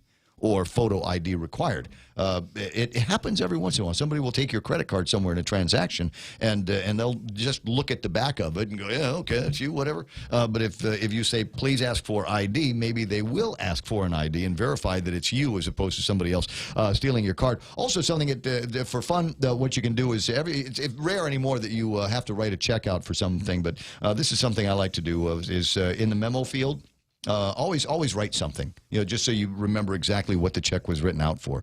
So, or you can have fun with it. I like to put for sexual purposes. Just because I want to see what the people at the bank have got to say about it. I'm sorry, that's funny. It's 8:19 in the morning. And are we ready now to Sports with Blake?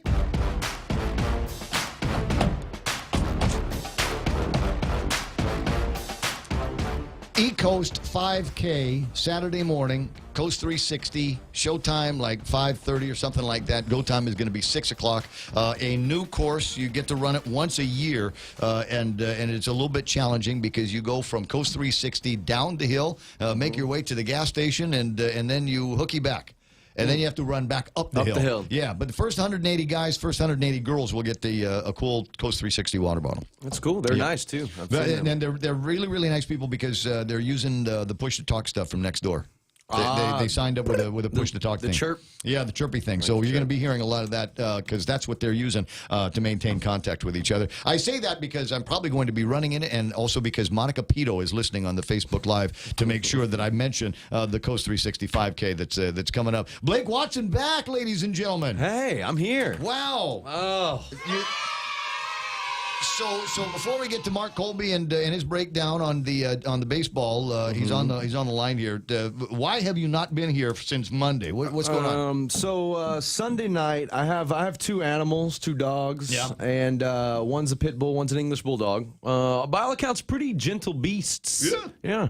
But however, it was a very rare sight because I was feeding them both, which. And I get it. I know those breeds and the stigma of those breeds, and what they carry. But I have fed them before and then gone up and snatched both of their bowls out at different times for different reasons. They don't have an issue with that. However, with me doing it. However, I was feeding them. They were both crowded at the very back door trying to come inside from the garage, which never happens. Normally, one of them's in the crate and the other one's outside. And then when they go to their separate bowls, let them in, they eat, no problem. So they heard their food, jockeying for position to get in. Yep. Fight ensued, spilled out to the front yard. I went out there really to break it up, which I should never do. And I've done it several times. Yeah. But I did it just to really, because I've done it. I haven't done it in the past. And it's cost me. You thought you were going to be able to well, yeah, and it's get cost away me. with it? And it's cost me a lot of money in vet bills. Oh, I see. So either way, somebody ends up going to go get something bandaged up. So I was just trying to make sure, that I didn't have to take them to the vet on a Sunday night or whatever. And instead, I kind of fell in an awkward. I jumped on top of them, and I was only wearing slippers, so I didn't have my shoes. Normally, I could just kick them or whatever, just kind of kick at them so that they leave each other alone. But I didn't. I jumped on them, pulled them apart, and I had a weird grip and missed.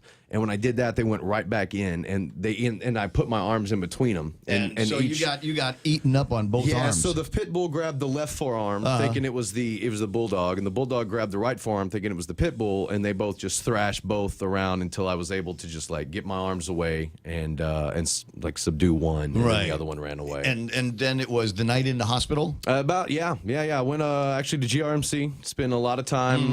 It was a busy Sunday night, by the way. It was a very busy Sunday night.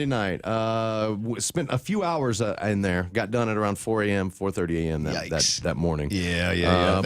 So that's why Danielle's been doing the morning show over on Star 101. Yeah. She doesn't do sports, so we didn't bring her in. For the remainder of the week, you will be known as Cujo Toy. Yeah, from you. That's what you called me in the hallway. First thing this morning when I saw him. But I got. So did they give you pills? Did you get the pills with the little droopy eyes on it? They just gave me the amoxicillin pills. They didn't get. Luckily, I still had some. I think some small Tylenol with codeine still left over. Nothing big, but that. Like Tic Tacs. And luckily too, I didn't know this about animal bites. Just FYI for anybody in the future. They didn't sew me up. I guess because with animal bites, if they sew you up, then infection or whatever, bacteria from their mouth can sit inside the wound, and they don't want to sew it up. They want it to air out. So basically, they glued me up. So they just kind of rubbed a bunch that is interesting. Rubbed like a glue stick over both wounds, and then put some tape over that so it'll kind of heal together, and then just wrap me up in these Ace bandages. So I've still got the wounds open. And they're still, I keep them wrapped up. Yeah, this is Debbie writing. Holy crap! Yeah, that's right. Yeah, you got two big dogs going after each other, and you get in the middle of that. One of them being a pit bull, and they get to that part in the bite where they just won't let go, and you've got to put a wedge in the mouth in order to open it again. It's just, that could be kind of. Did it traumatize you? Are you traumatized a little bit about it? Not really. Because I tell you what, I got snapped at by a dog once when I was a kid, and so I've had a healthy respect for bigger dogs ever since. And so when I run in the neighborhood, because I know that there's some loose dogs out there, I always carry a baton. Yeah. So, not really. Because I don't want to get. And I said earlier, I've known since I was a young little lad that I should never have done what I did, because I grew up on a ranch in Texas. And so, sometimes those cows go after each other. I've ridden bulls. I've been kicked and pawed and stomped by horses and bitten by dogs. So it wasn't that traumatic for me. It did hurt a little bit, and I could think of my dad, the first person I thought of, when he would just be like, "Yeah, see." Yep. That's why you don't do that. All right. Did you traumatize the dogs? Yeah, the dogs traumatized. What dogs? What dogs? Right, That's just that's my answer for that. Yeah. So Blake's back on the screen. Sorry, I left the weather shot up there for a long time, but he's up there. He's looking good. He's got the bandages up, and he's all covered. I'm glad that you're here. I'm glad thank you're you. here. Thank you. It's good to be back. Mark Colby's on the line. Are we all done with the GML, Mark? No way, sir. We still got No, it'll never end. And when it does end, we'll start the new season right there. Yeah, you're absolutely correct. We might just end up going into October and then take like a couple weeks break and then go back for the 2019. Right. That's like NASCAR. Get like a month break and then you got to start right back. That's all right. I know that a lot of people are showing out, and I know a couple of people. If you're wondering who that pretty girl is in the stands, that's Chanel, and she loves going to your games, and she loves the way you call the games, and she's a big fan of GML. And I think if people know that pretty girls like to go to the GML games, attendance will through the roof, bro. Mm-hmm. Yeah, I know. It's hard for me to see, though, from up where I'm at. I don't have a great view of the stands, but I can see the field, somewhat decent. Yeah. Well, maybe somebody can send some pictures. I know she posts on Facebook all the time with your along the lines of some of your posts. Anyway, 8:26 in the morning. So where are we now in the deal here? All right. So, anyways, prior to last night, Sunday night, we were playing Game 3 with the series tied. 1-1. The Rays had won Game 1 4-2.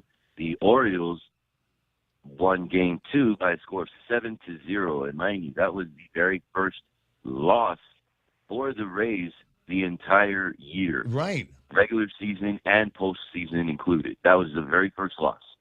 So the series was tied at 1-1. Last Sunday, we came into play. The weather was beautiful. The field looked remarkable.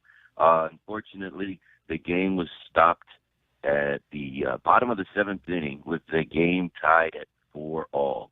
And that was on Sunday, Game 3. So by orders of the commissioner, game was stopped due to the field conditions. We came back on Tuesday last night to conclude Game 3 and play Game 4. So last night at Paseo Stadium, at the beginning of the night, we picked up with Game 3 resuming, and the Rays ended up winning that game by a final of 5-4 with a very questionable play at the end of the eighth inning, if I remember correct. So anyways, Rays win Game 3. They have a 2-1 lead. We took about a 20-30 minute break, and we came back to start Game 4. And at the end of the night, the Rays ended up winning by a final score of 14-3, and now lead the best-of-7 championship series, 3-1. The winning pitcher last night was Tony Atar. The loss went to T.J. Sarmiento. Ironically, the scorekeeper and I were talking about this. We don't recall. We've had games where, suspended and then picked up and then they played another game. But we don't recall. He doesn't recall since the 70s, 80s, and I don't recall from the 90s and the new millennium, any player actually taking 2 losses in one day. Unfortunately, the Orioles pitcher, who was the relief pitcher, who came in from Game 3 from Sunday, played on last night. He resumed on the mound, and he actually was there when the score was tied. Therefore, he was tagged with the loss on Game 3. Mm-hmm. And he actually ended up being the starter on Game 4, and he departed the game with the Rays already up 8-0. So, unfortunately, that individual ended up with not one but two losses in one night. And even the scorekeeper said he's never seen that before. Yeah, that's pain, buddy. That is pain. Yeah. So anyways, we got Game 5. It's win or go home now for the championship series. Rays up 3-1, and we will be playing on Friday, weather permitting, Game 5. Also, it's an interesting note. Finally, for the first time in the championship series, we had a home run. It was last night by Justin Candoletta of the Rays. He smacked a 3-run homer over the right field wall. We didn't even see it go. It just kind of disappeared and floated up into the sky. into the darkness. Isn't that That nice? ball's still coming down, right? Yeah. That is very, very cool. Mark, I appreciate the update, and we'll hear from you on Monday morning after everything is all said and done. All right, sir. Looking forward to it. The voice of GML, Mark Colby, with us, helping out with the Sports Report. And what do we got for IIAAG? IIAG, we have, last night, Tuesday night, girls volleyball rolled on, and that's where we are sitting right now. Middle of the pack battle. Ukadu defended home court against their, I like to call them their side yard sister wives, which is Sanchez, because they're kind of close together. They share fields and stuff. So Ukadu taking on their neighbors, the Lady Sharks of Simon Sanchez. 2 straight sets. The girls volleyball team downs the Sharks volleyball team 25-15 and 25-15, identical scores. And we will look forward to, let's see here, is it Thursday? No. Friday. Friday's the next round. And we got, by the way, last Friday night, I completely forgot about this because it's kind of a little change in schedule. Right. I was supposed to cover last Friday night the game of the week, in my opinion, in IIAG volleyball. 2 top teams, St. John Lady Knights, and I believe the undefeated Notre Dame Lady Royals, also last year's defending champions, and MVP Bree LG on that team. They were supposed to square off Friday night at the Dale J. Jenkins Gymnasium on St. John's campus. And for some reason, I don't know why, that game was just postponed.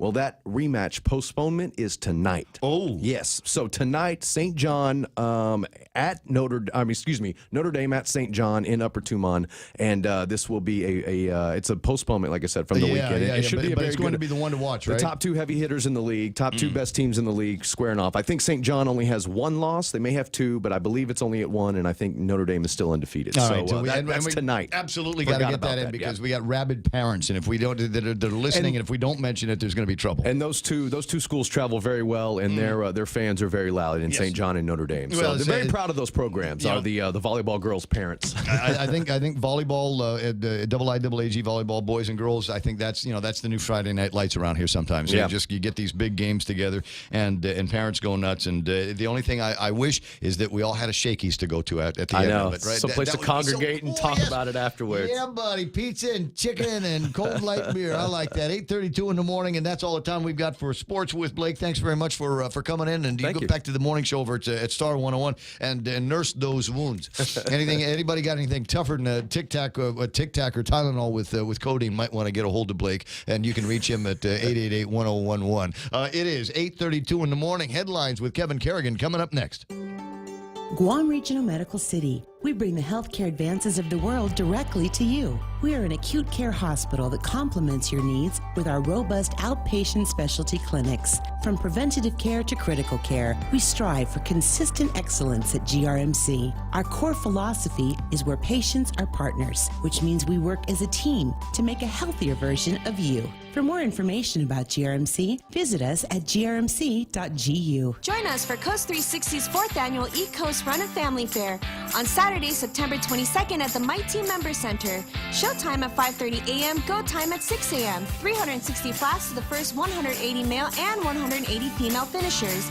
And the first 1,500 finishers get a quick dry performance hat. Register now at Coast 360 Member Centers and Goodies Sporting Goods. Stick around for the Eco Family Fair with food, fun, great prizes, and entertainment. See you at the 2018 Eco's Run of Family Fair. Sure thing. 8:33 in the morning. That's nice. Looking at traffic in a second. I don't see traffic is built up pretty much everywhere it needs to get built up. I don't see anything slowing down too much, except at that one exchange. I know we will do a full-blown traffic report maybe a little bit later on, but it's at that one spot over at the Guam International Airport. It's that one last intersection before you get over to Home Depot. Take advantage of it. My friend Ariel takes advantage of getting stuck in traffic by taking beautiful selfies of herself and then posting them up on Facebook. That's nice. That, I think, is the appropriate use of your camera, dear. 8:34 in the morning, and time for his last look at headlines from the Guam Daily Post. Hey, look, Kevin Kerrigan. Half a day and Good Morning Guam, and the headlines from the Daily Post this morning. It appears unlikely that the 300 people still sheltered in the Estumbo gym in the wake of Typhoon Mangkhut will find alternate housing by today's deadline to vacate the shelter. In all, they represent about 50 families with a large number of family members who are having difficulty finding affordable housing. Donicia Taitagui, a mother of 8, told the Post yesterday she's ready to leave the shelter but hasn't been able to find an affordable apartment large enough to accommodate her family. The Guam Housing Corporation has been distributing housing applications at the shelter. They're working with GURA to help find housing for the remaining families. It appears that the U.S. Department of Agriculture has awarded 2 grants totaling $13.6 million to be divided between Farm to Table Guam and the Guam Department of Agriculture. $242,000 goes to the Guam Department of Agriculture to help island farmers grow and market fresh fruits and produce classified as specialty crops by the USDA. The remaining $71,000 from USDA will help Farm to Table Guam assist local farmers develop business plans for direct-to-customer sales. Congresswoman Madeline Bordallo announcing the grant awards this morning, saying the federal funds will help increase sustainable agriculture on island and provide consumers with healthier food options. She says in a release that there is no reason to continue importing foodstuffs that we can grow right here on Guam. For these stories and more, log on to postguam.com or pick up a copy of today's Guam Daily Post. You know, I was looking at someplace. I was looking at cashews, and for a small bag of cashews, they were asking like $2, $1.99, and it annoyed me because we can grow cashews here. We can. Yes, yeah. Any number of items we can grow them and build up a whole kind of technology and agriculture for people. And I'm not saying let's grow them and make them cheap. I'm saying let's grow them and sell them little bits for $1.99 at a time, and we'll call them Guam cashews and make a bloody fortune out of it. It's 8:36 in the morning, and we'll call that iConnect time. They can do the same thing for you. Work all kinds of magic with your telecommunications technology. Need internet? Great plans and great prices. Need mobile phones? Great plans, great prices. Need push to talk? They can do that for you as well at iConnect. 888-8888. Sizzling hot, that's what our special summer loan is, with rates as low as 4% and amounts up to $50,000. You can use your money for whatever you want, like back to school expenses, tuition, travel, or paying down expensive credit cards. A sizzling hot special summer loan with great rates as low as 4% at Bank Pacific today. Bank Pacific, where others put branches, we place roots. Equal credit opportunity lender. Conditions apply. As low as 4% APR. Yep. There is traffic today, and as I said, things looking pretty stinky over in front of Guam International Airport. A little bit of a delay at that light. You know, it's just one of those weird things. Sometimes you get there and there's nobody there, and it's smooth sailing, and then sometimes you get up to that intersection and it's just a bear in both directions. I don't know what it, and it's usually worse at drive time too. And then looking at some more traffic, 8, 10, and 16, fairly clear. Might take you a while to get there coming from the post office. Watching traffic slow down there as well. Nothing in front of Vanderson Air Force Base. Things look pretty clear in front of Navy Hospital and Big Navy down in Sumai. Everything looking clear through there. So it's just a little bit of central traffic. A lot of cars on the road, but they all seem to be moving. It's 8:37. That's right now traffic on the point. Cheese curls and hot sauce, pantosta and coffee. Great alone, but better together. Here's another perfect pair for you. Docomo Pacific has created the Better Together bundle, combining 2 great services for one low price. Get unlimited local talk, text, and 20 gigs of data, plus unlimited home internet speed up to 20 megabits for $109 per month. You also get free installation and a Galaxy A8 Plus when you sign up today. Mobile plus online from Docomo Pacific. Better Together. Some conditions apply. Call 688-KRC store for details. news.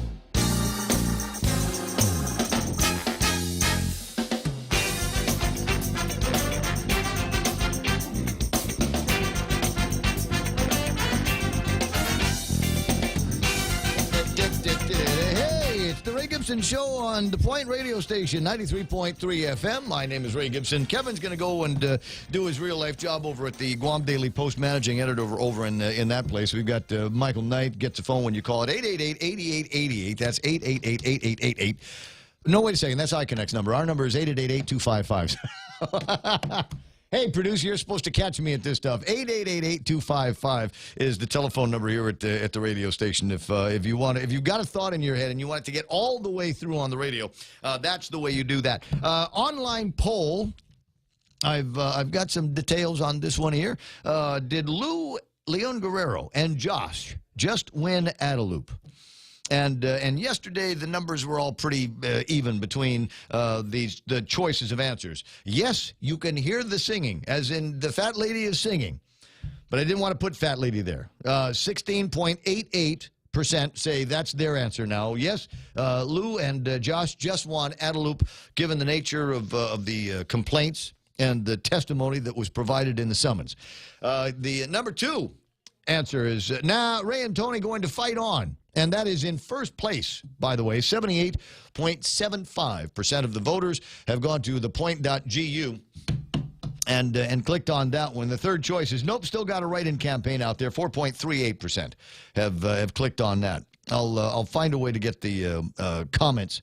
If anybody has left any comments, you can do that. It'll ask you your name and your email. They're all optional. You don't have to put anything in there. If you want to post an anonymous comment, you can do that. I will review all of the comments. So if you're worried that somebody's going to go up there and post something scurrilous or irresponsible or reckless, as long as it is scurrilous and irresponsible and reckless and doesn't get me sued, I'm probably going to go ahead and approve it. But 78.75, I don't know how many votes on this poll that represents right now, but my guess is that virtually all of them came from Adeloop nose pickers and poll clickers. I think that's how I'm going to begin to categorize some of that stuff these days, because I I can tell, you know what, guys, I can see the IP addresses where these are coming from. Just FYI, I know where they are. In fact, there's a sneaky suspicion that I have one of these days I might send them off to a friend of mine to see which desks at Adeloop these are coming from. But anyway, 78.75, and again, I'm going to be referring to people, they're the special assistants, as nose pickers and poll clickers, because it looks like that's all they do there. And you might say, well, then, Ray, what's the point of having an online poll? For entertainment purposes, mind you. My entertainment. 888-8255 is the telephone number. 8:41 in the morning, and coming up at 9 o'clock, we've got a new rheumatologist. The gentleman's name is Dr. Pruse, Dr. Zachary Pruse, new to Guam. And they're making kind of a big deal about this, as they well should. They've looked at some CDC numbers from back in 2015, and they've estimated Guam patients suffer from things like gout, rheumatoid arthritis, systemic lupus, psoriatic arthritis, scleroderma, Sjögren syndrome, or mixed connective tissue disorders. That represents over 16,000 people with diseases that this guy might be able to go in and help patients out with. So and like I said, gout right there, 9,367 people, according to the CDC, presented with gout symptoms on Guam in 2015. 9,300 people get gout. Among my friends, some of my friends, that's a big topic of conversation. That's why you invite them to a party, and they'll ask you, what kind of food are you going to have at this party that you're throwing? And you go, why? And they go, I got to be careful what I eat. You know, if I get my hands, if I eat something that's got a little bit of pork in it or something, then I'm going to get the gout, and I'm out for 2 days. Or worse, I got to take the pills, all of those things. So with those kinds of numbers, you see where GRMC says we need to bring somebody out here that will be able to provide some kind of help and assistance to the people that are suffering from diseases just like that. And in some cases, that's exactly what they are. Diseases, not necessarily choices. We get back into the conversation, and we spent a little bit of time, actually a lot of time in the first hour of the program talking about it, because we all kind of wait for shoes to drop in this town. And it's among my favorite phrases because we wonder what's gonna happen next. And as I said yesterday, when we got, there's a little bit more development on the story of the gun grab incident, and then the marshals going to look for Ray Tenorio, and then delivering the summons over at the attorney's office, and all of the rest of the drama that ensued just that first day, just Monday. And then we've got yesterday, which is an opportunity, another day, to be able to ask ourselves questions, find Ray Tenorio and ask him questions. And the questions that I was asking yesterday is the one that I put up on the poll. Is the election over now? Is it almost ministerial now? Has the gun grab incident been absorbed and reflected on by enough voters? Do you think that now the election is just going to be something? We're going to go in there, vote for the attorney general, and not have to worry about the gubernatorial election. What are your thoughts on that? What are you thinking about when that pops into your head? And then the other question is, well, we know Ray, and he ain't going to take it lying down. Yesterday, when we were all pondering what he meant when we were going through that first statement about political motivation, and a politically motivated attack against him, and we all said, well, who is attacking you? The policeman's? They're not attacking you. Not seeing any of that stuff. And then it began to look. There was clarification then that came out of the place, and I'm looking to see if I've got it handy. Michael sent it to me. There it is. Statement from Lieutenant Governor Ray Tenorio. I'm 100% confident that the courts will find me completely innocent and reaffirm that my actions were in the interest of public safety.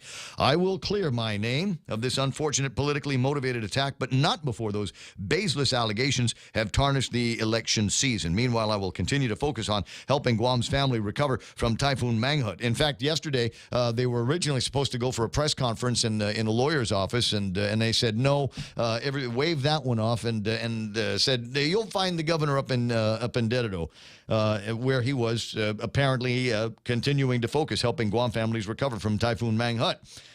Better optics, maybe? Yeah, I think so. But that wasn't the statement that I was looking for. There's a whole other statement that I was trying to find that is not in front of me again, but it basically was training his sights on Troy Torres. Said, Troy's the one that's coming after me. This is nothing but his machinations. I wouldn't be in this situation. There would not have been a complaint if Troy Torres had not dreamt it all up and took it to the police department and the attorney general's office. They have acted on it. And now here I am. Troy Torres says, no, not really.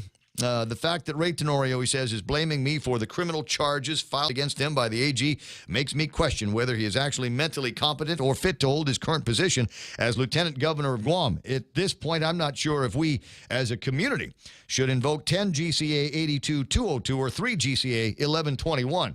And not being a lawyer, I said, hey, what do those statutes refer to? 22 GCA, 10 GCA 82202 refers to the ability of a policeman when confronted by an individual that he believes might be of a mental state where he is a danger to himself and others, to be able to confine him thereof. And then you've got 3 Guam Code annotated, which is basically how we as voters would conduct some kind of a recall. Interesting stuff, Troy. Interesting stuff. And he goes on to do some other incredible and poignant writing in a statement that he made. Parts of which I've already read to you, so I don't know that I'm going to do too much more of that. You should be able to find it online at Facebook. I'm sure that Troy has got the thing posted. He says, I was not in Tumon nor anywhere near the block party on the night that Ray Tenorio was drunk, repeatedly grabbing a police officer's gun and pointing a loaded weapon at law enforcement officers. I was not there when he committed reckless conduct. I was not there when he first lied about it publicly and blamed the officer. I was not there when he then changed his story and apologized over and over and over for his actions. I was, however, at the Dededo precinct several days later, where I proudly filed a police report based on his actions, as is my right as a citizen of the island. So that's Troy and his remarks on the whole gun grab incident. Is there going to be more on that? Possible. Kevin Kerrigan found a way to get with the folks from the Republican Party of Guam, because that's the other thing. These guys, are they still backing him? Troy says they shouldn't back him, and so the guys at the Republican Party provided Kevin Kerrigan with this response. No doubt that the party stands firmly and strongly behind the Lieutenant Governor as our party's nominee for governor. We recognize this unfortunate situation, with these complaints, and he'll have his day in court, when he has to answer to those. But as the Republican Party nominee for governor, we stand behind him fully.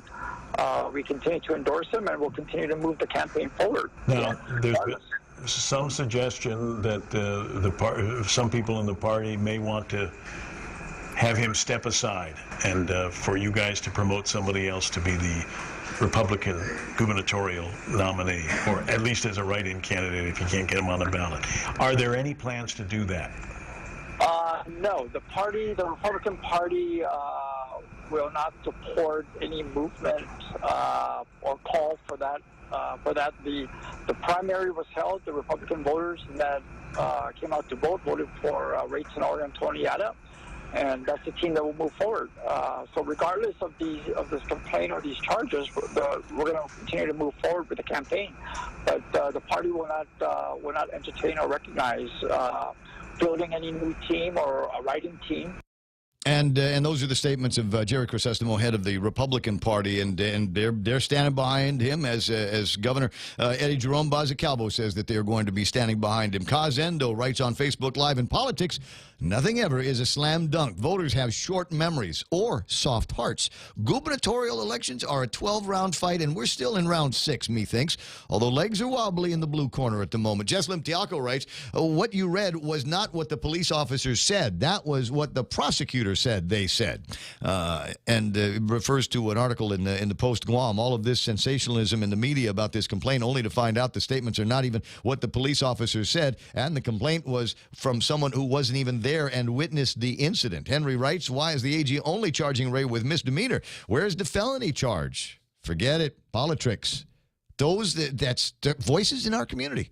Those voices in our community, and that's what they are saying these days. 8:51, we'll get back into that conversation a little bit later on. In the meantime, holy wow, am I looking at there's a bunch of guys that are holding rocks from Australia that have lots and lots of chunks of gold in it.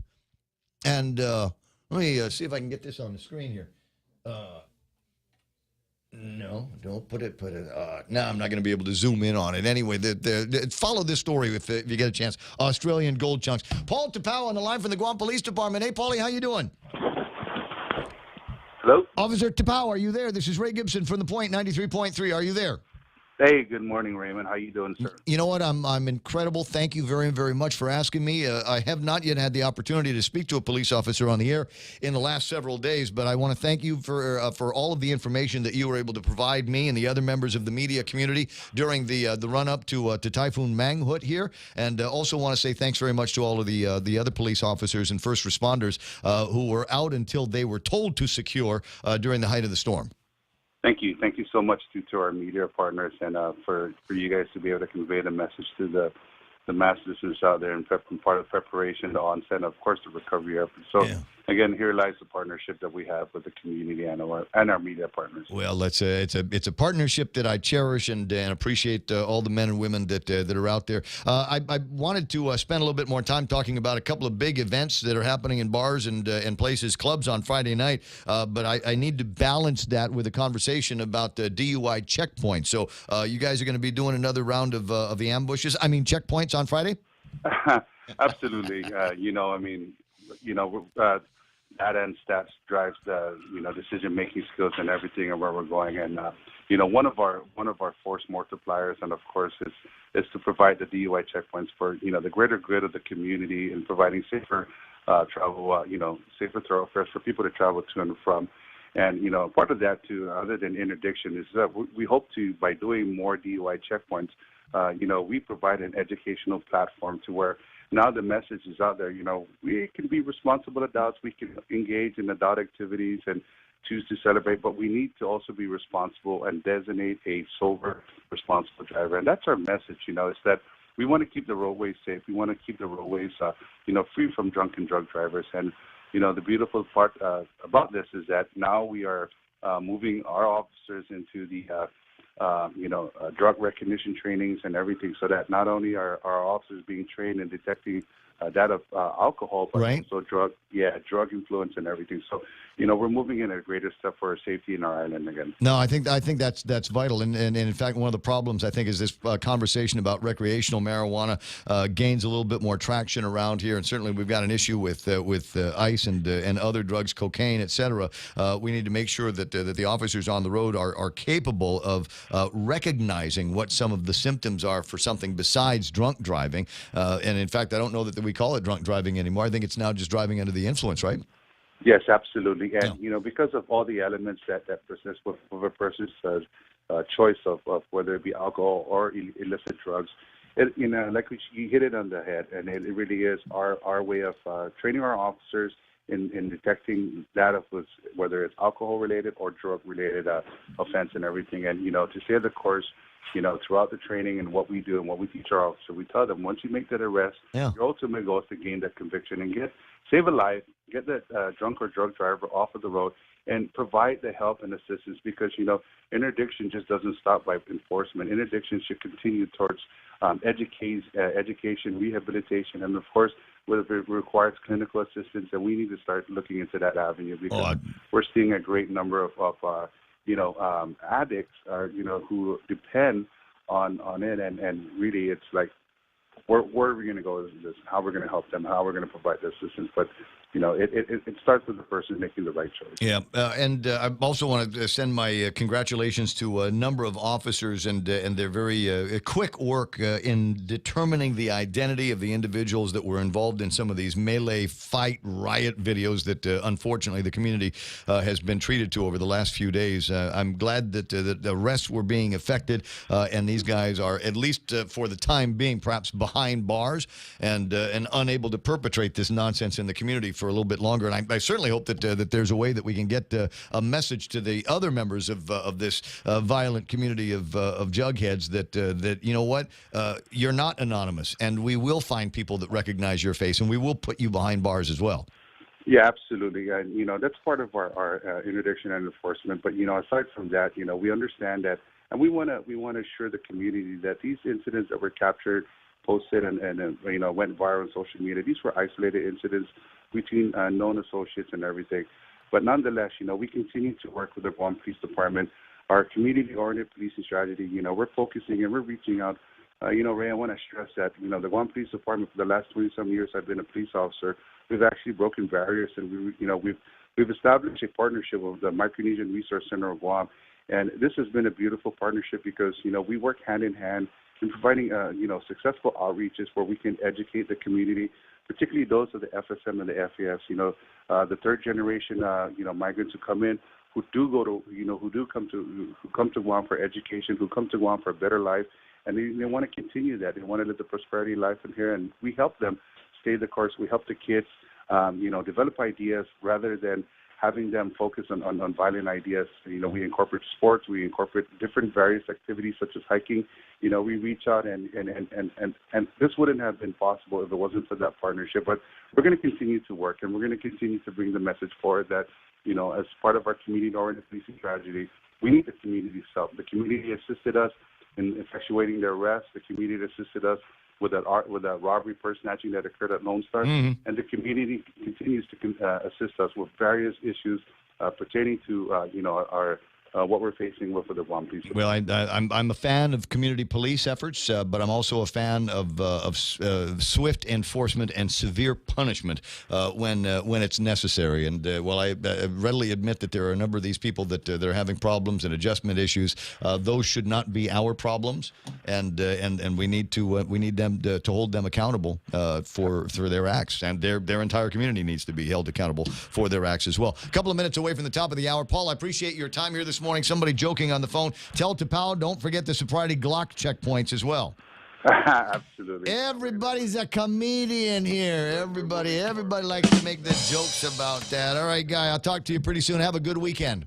Hey, be safe, and don't forget, guys, we do have our DUI checkpoint designated responsible sober driving. Stay safe, Guam. There's Stroll Guam, there's taxi cabs, there's your brother, there's your nephew, there's your sister. Call somebody if you've had too much to drive. Worst comes to worst, walk and see if you can make it home that way. Drink close to the house, like the front porch, and then you won't have to worry about any of that. 9 o'clock in the morning, the radio station is KUSG. Had gotten you coming up, Fox News Live. On the other side of that, our healthcare partners are the friends over at Guam Regional Medical City, and we get a chance to welcome Dr.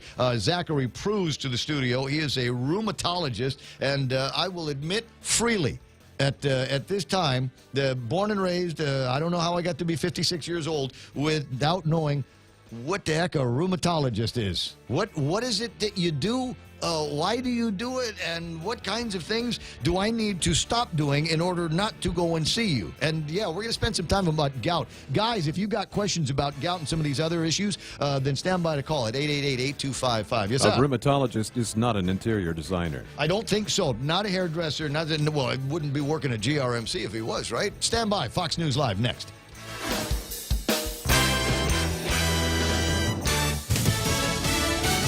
A chance to speak. I'm Lisa Lacera, Fox News. Supreme Court nominee Brett Kavanaugh will appear before the Senate Judiciary Committee Monday to answer allegations of sexual misconduct from over 30 years ago. Senate Majority Leader Mitch McConnell.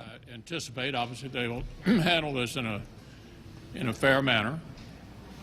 It is still disturbing, however, to think about the way in which this is developed right at the end. And it's pretty obvious this is all about delaying the process. California Democrat Kamala Harris sits on the committee. I'm very clear about something. The FBI should be given the authority and the direction to do an investigation on this issue as part of their background investigation on this nominee. Period. Kavanaugh's accuser, Christine Blasey Ford, a college professor from California, has been invited to appear before the committee, but it's not clear yet if she will. President Trump asking why Judiciary Committee ranking member Dianne Feinstein held on to the letter from the accuser for 2 months. She had this letter. Why didn't she bring it up? Why didn't she bring it up then? Why didn't the Democrats bring it up then? Because they obstruct? And because they resist. That's the name of their campaign against me. The president again today expressing support for Kavanaugh. At a news conference earlier today with the leader of Poland, the president saying he's considering their request for a permanent U.S. military base in Poland. Saying he agrees with Poland's arguments that Russian actions, especially the seizure of parts of Georgia and Ukraine, warranted a tough response. Russia has acted aggressively. They respect force. They respect strength, as anyone does. And we have the greatest strength in the world. If a U.S. base is established on Polish soil, the president stressed that Poland would pay for the facility. Fox's John Decker at the White House. Fox News, fair and balanced. Cheese curls and hot sauce, pantosta and coffee. Great alone, but better together. Here's another perfect pair for you. Docomo Pacific has created the Better Together bundle, combining 2 great services for one low price. Get unlimited local talk, text, and 20 gigs of data, plus unlimited home internet speed up to 20 megabits for $109 per month. You also get free installation and a Galaxy A8 Plus when you sign up today. Mobile plus online from Docomo Pacific. Better Together. Some conditions apply. Call 688-KRC store for details. KFC has finally answered the world's most important question. What came first, the chicken or the egg? And the answer is both. Introducing KFC's KFC AM, their new Southern and local-inspired breakfast. AM-loaded platter with chicken fried rice, waffles, and Colonel's chicken congee. KFC also has your all-time favorites, AM chicken and egg wraps, Southern biscuit and sausage sandwich, and hash browns. So for finger-licking good mornings, AM will never be the same at KFC. KFC, it's finger-licking good.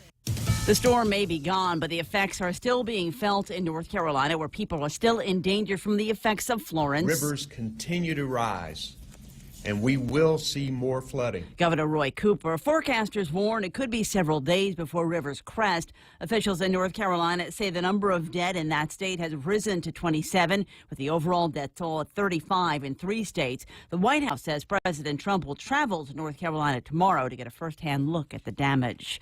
A federal judge dismissing dozens of federal lawsuits filed by former professional wrestlers who accuse the WWE of failing to protect them from concussions and other head trauma, including CTE. Many claims filed on behalf of 53 wrestlers like Joseph Road Warrior Animal Laurinaitis and Jimmy Superfly Snuka were brought too late, and the judge ruling that some were frivolous. The judge also finding no basis to suggest the defendants, including WWE CEO Vince McMahon, knew of any link between wrestling and CTE before 2007.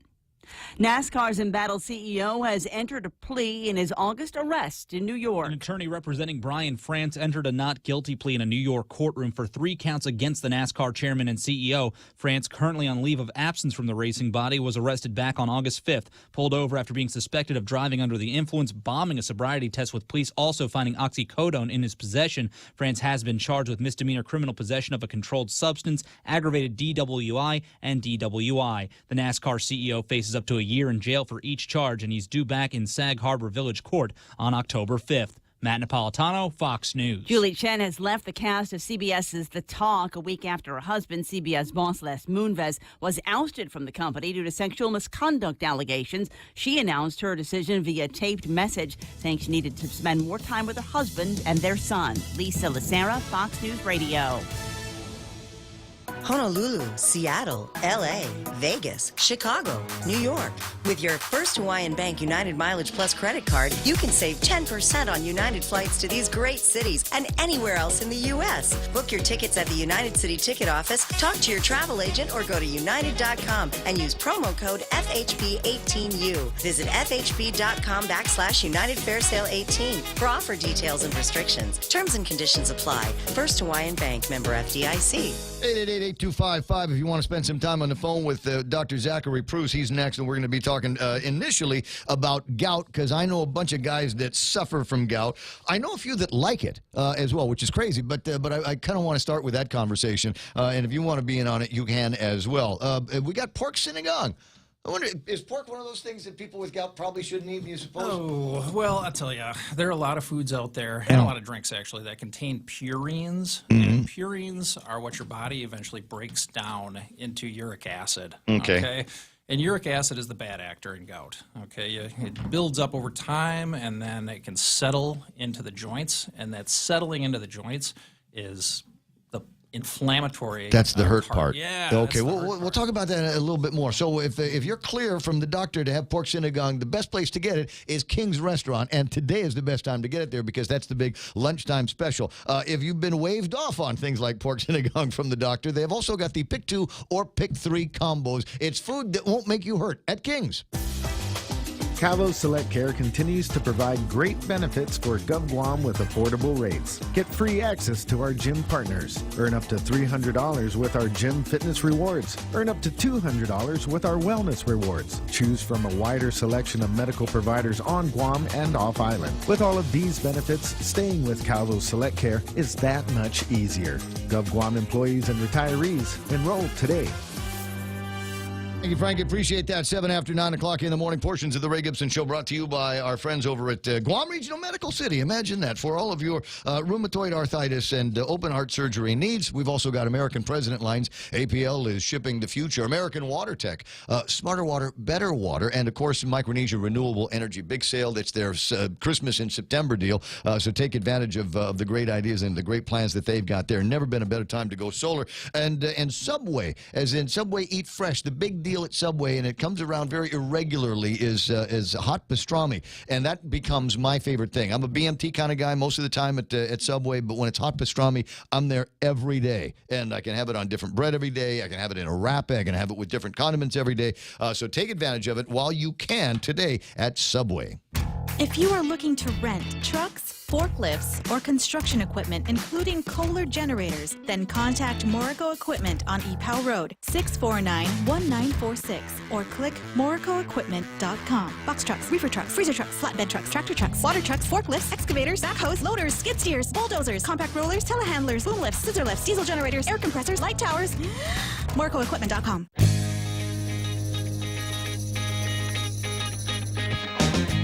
The Ray Gibson Show. News to fill your mind. Talk to get it out.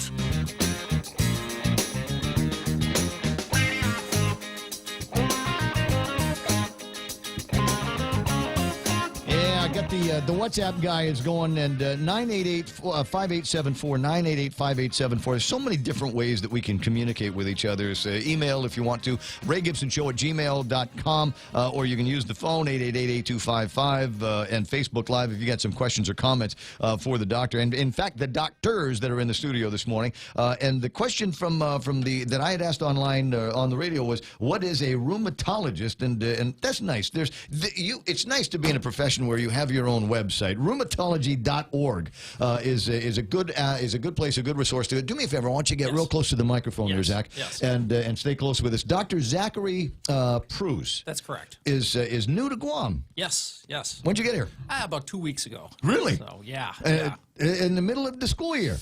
Yeah. and he's already got the kids in a good school. I'm not going to say which one it is, but I'm sure that my daughter will enjoy being able to watch out for your kids on the campus one of these days. Yeah, I think you're at exactly the right spot, and I think you're in a great place to practice the field of medicine and rheumatology in particular. What is rheumatology? So rheumatology. So we deal in a couple of different disease processes. Mostly we deal in arthritis, but we also deal a lot in autoimmune diseases. So in autoimmune disease, we all have an immune system, our white blood cells. Right. And most of the time, they're busy fighting off bacteria and viruses and that kind of thing. But sometimes our own immune system, our own white blood cells, they lose the ability to recognize our body as something that's not supposed to be attacked. Okay, so we get this loss of self-recognition, and we get this overexuberant immune response attacking our body, and it can cause all kinds of different problems.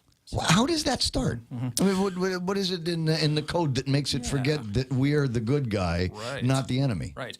Well, we're all predisposed towards different things. Some people are predisposed towards high blood pressure. Some people are predisposed towards friendly fire. Diabetes, Yeah, I see what you mean. Yeah, right. So, so we all have these predispositions, and then our best understanding is that we come across something in the environment. Sometimes it's a viral infection. Sometimes it's something in the environment that we're not even aware of.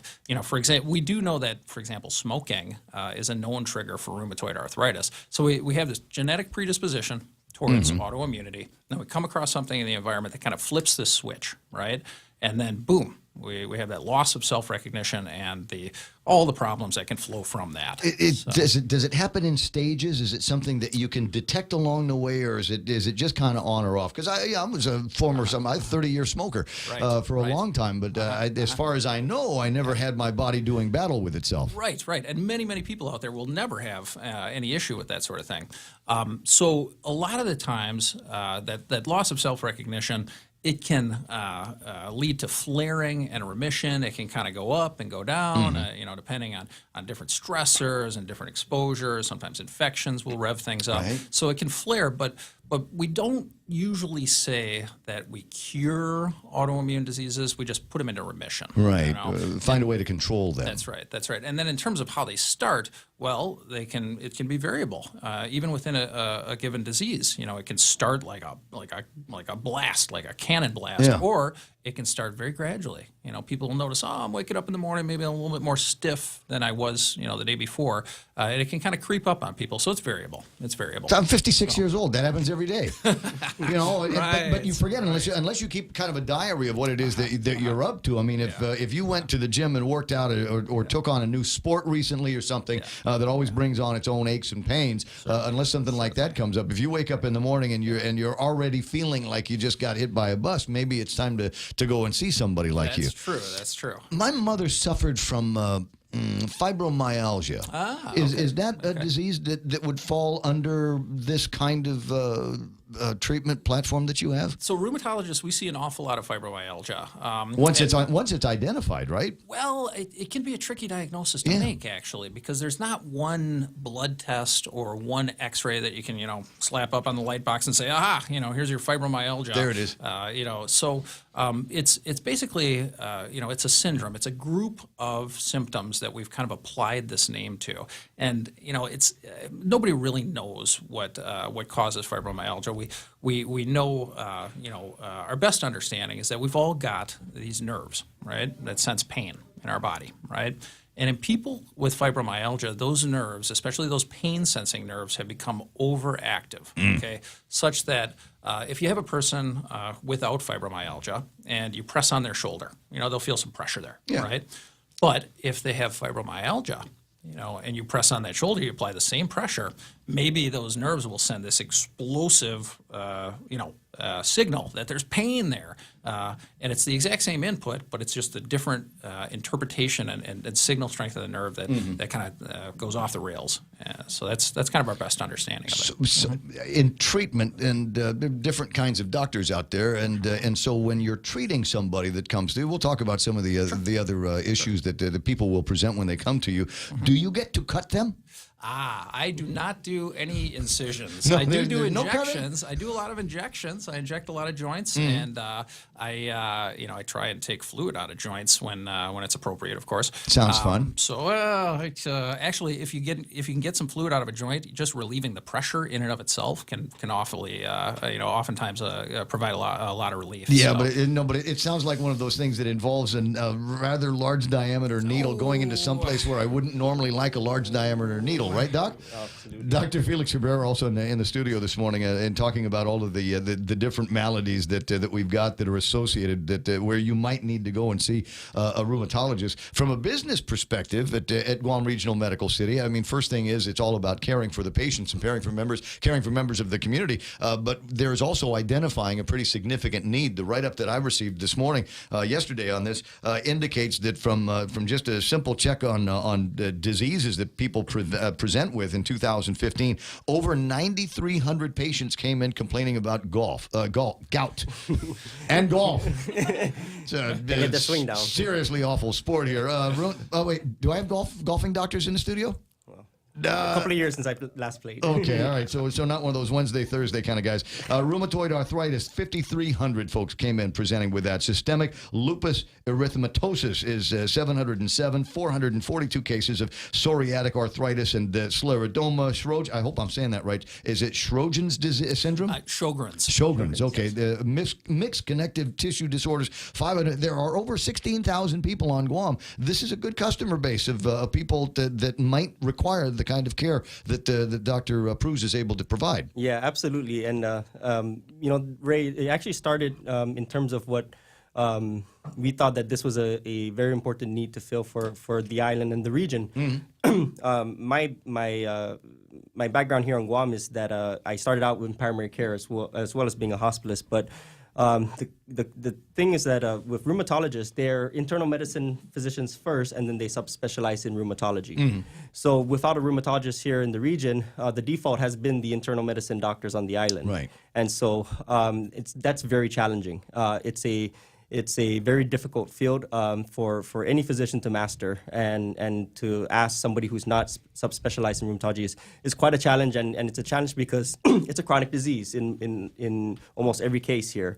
And so getting that under good control and managing the complications with that is been a big challenge. So we've listened to our patients, we've listened to other providers in terms of what they felt was the next service that GRMC that needed to provide for the region. And rheumatology was the one thing that just rose above, I think, everything else. Just being able to find somebody else, so that you, as you say, a general practitioner can say, you need to talk to somebody with these specific skills. Correct. So let me go back to this and talk about the chronic nature. And I guess the first question I want to ask you is, how do I avoid seeing you? Are they, you talked about some genetic issues, and that I know of outside of the fibromyalgia that my mother suffered from. I don't know that there are any other diseases that linger in my family. And this is a good point for you to start. The next time there's a big get-together, we're going to be having the holidays are coming up, and there's Halloween and Thanksgiving and Christmas. Get together with your family and kind of put together a family biography of all of the different diseases that you have. You got lung diseases or heart diseases, blood diseases in the family. Get to know, specifics. Family history inventory. Yes, Uncle so-and-so had this, Auntie so-and-so died from this. So that when the doctor says, do you have a history of this in your family, you can say yes. And for the specialties that you're talking about, as you said, a lot of this is genetically predisposed. That's correct. So there's nothing I can do about finding a way to prevent some of these diseases. Well, unfortunately, there is a strong genetic predisposition towards a lot of these things. And, the things that you can do to try to prevent them from happening or occurring it's basically, the good health maintenance habits that we all try to cultivate anyway. He's going to say diet and exercise. I can feel it coming. I think you might have just read my mind. Yeah, so. Diet, exercise, don't smoke, don't drink, don't eat white bread, that kind of thing. Well, those are all very sound pieces of advice. So, yeah.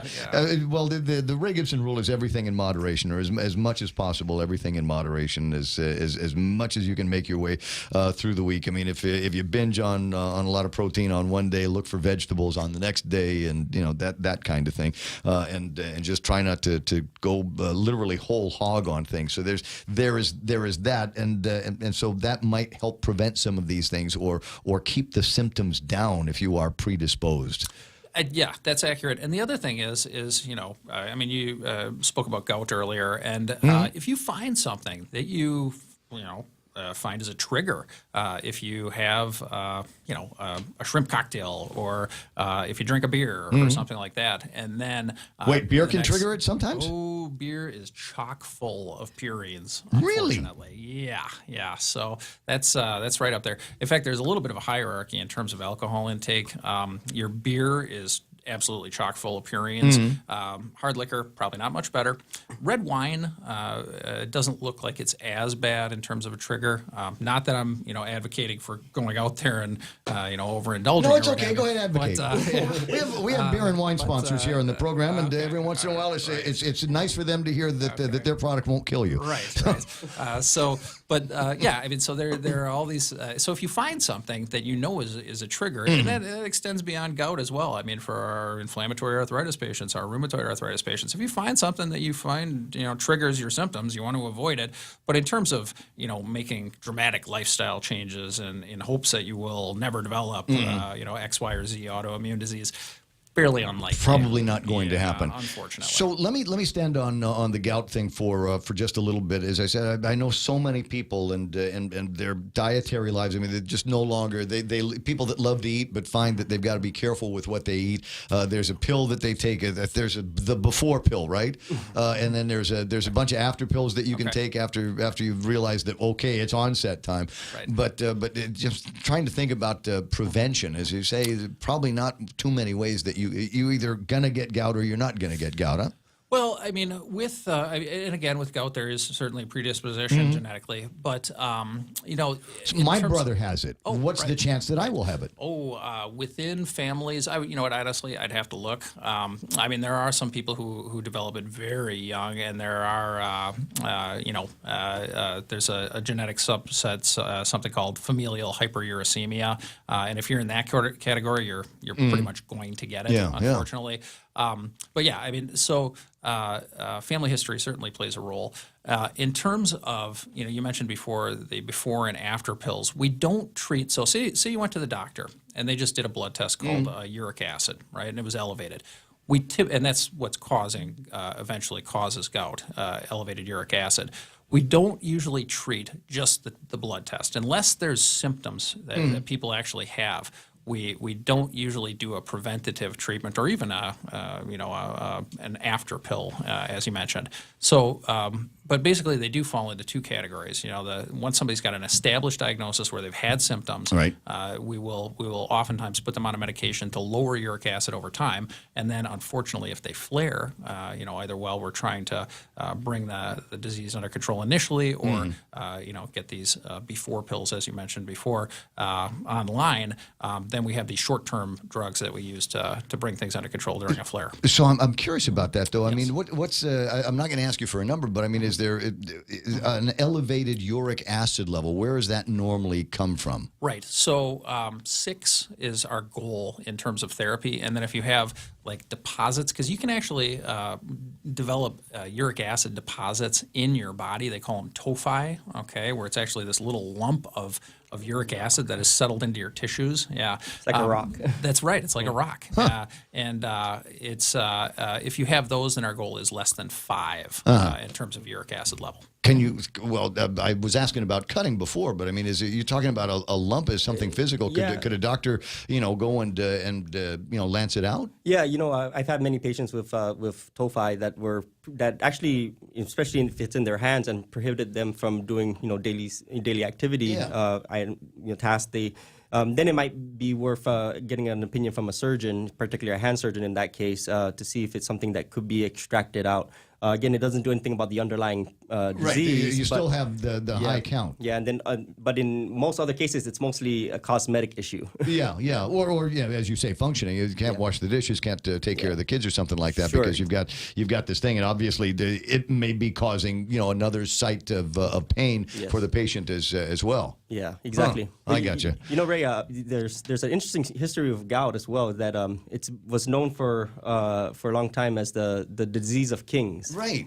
And it was because it was thought to be very much related to overindulgence. And back in, let's say, in the Renaissance times, those kings, they're the ones who overindulge as opposed to the rest of the population. They were starving and they're the ones that got their gout flares. And so it seemed to be only related to those the disease of the rich. So then there's been a shift over, kind of targeting specific things that you would consume to reduce. But I think the overall recommendation is just really everything in moderation and an overall healthy diet that keeps you healthy for your heart and for your brain, and it should go along with that is help prevent you from having gout flares. We would open the corned beef fried rice is a very, very rare occasion for me, but when it is, I certainly will indulge in that, if you will. I feel like I'm ignoring a section of the population when I'm talking about gout and saying a bunch of my guy buddies have this. Do women get gout?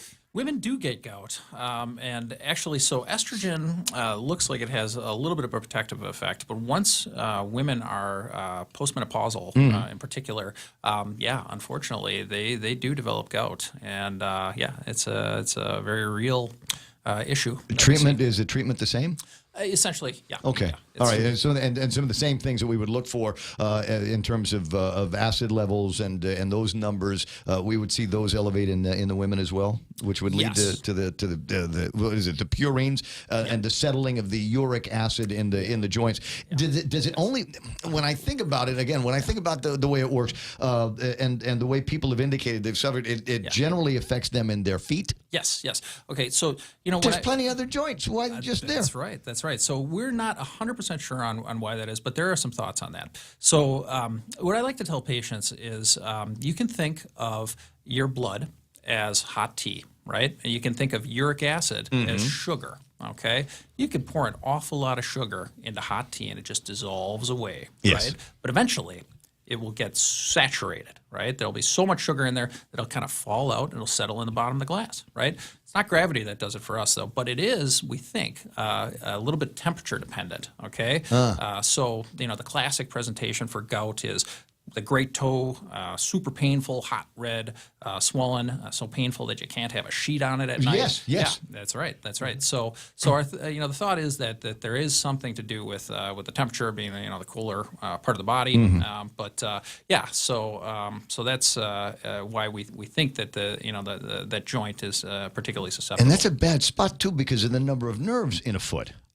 Oh, Oh, yeah. It's Lots of bones, lots of nerves. Confined area, too. You get a little swelling in the knee, it's just going to kind of balloon out. But if you get it at a toe, yeah, where's well, that there's not much. swelling? There's no room for it to go. So there it is, the classic up and down conversation about gout. And I imagine that you will be seeing your share of the 9,300 or so patients on Guam that will be complaining and presenting with that. I've actually already started. You've already started, and the bad news is you got it. The good news is you can avoid it when you learn what your triggers are. And the same way we're talking about family medical history is maybe it's a good idea over the course of several days. And I've done this in the past. I hated doing it, but I've done it because I thought I found the results were number one, kind of fascinating, and number two, help guide me in a diet program that I was working on at the time, and that is to have a diet diary.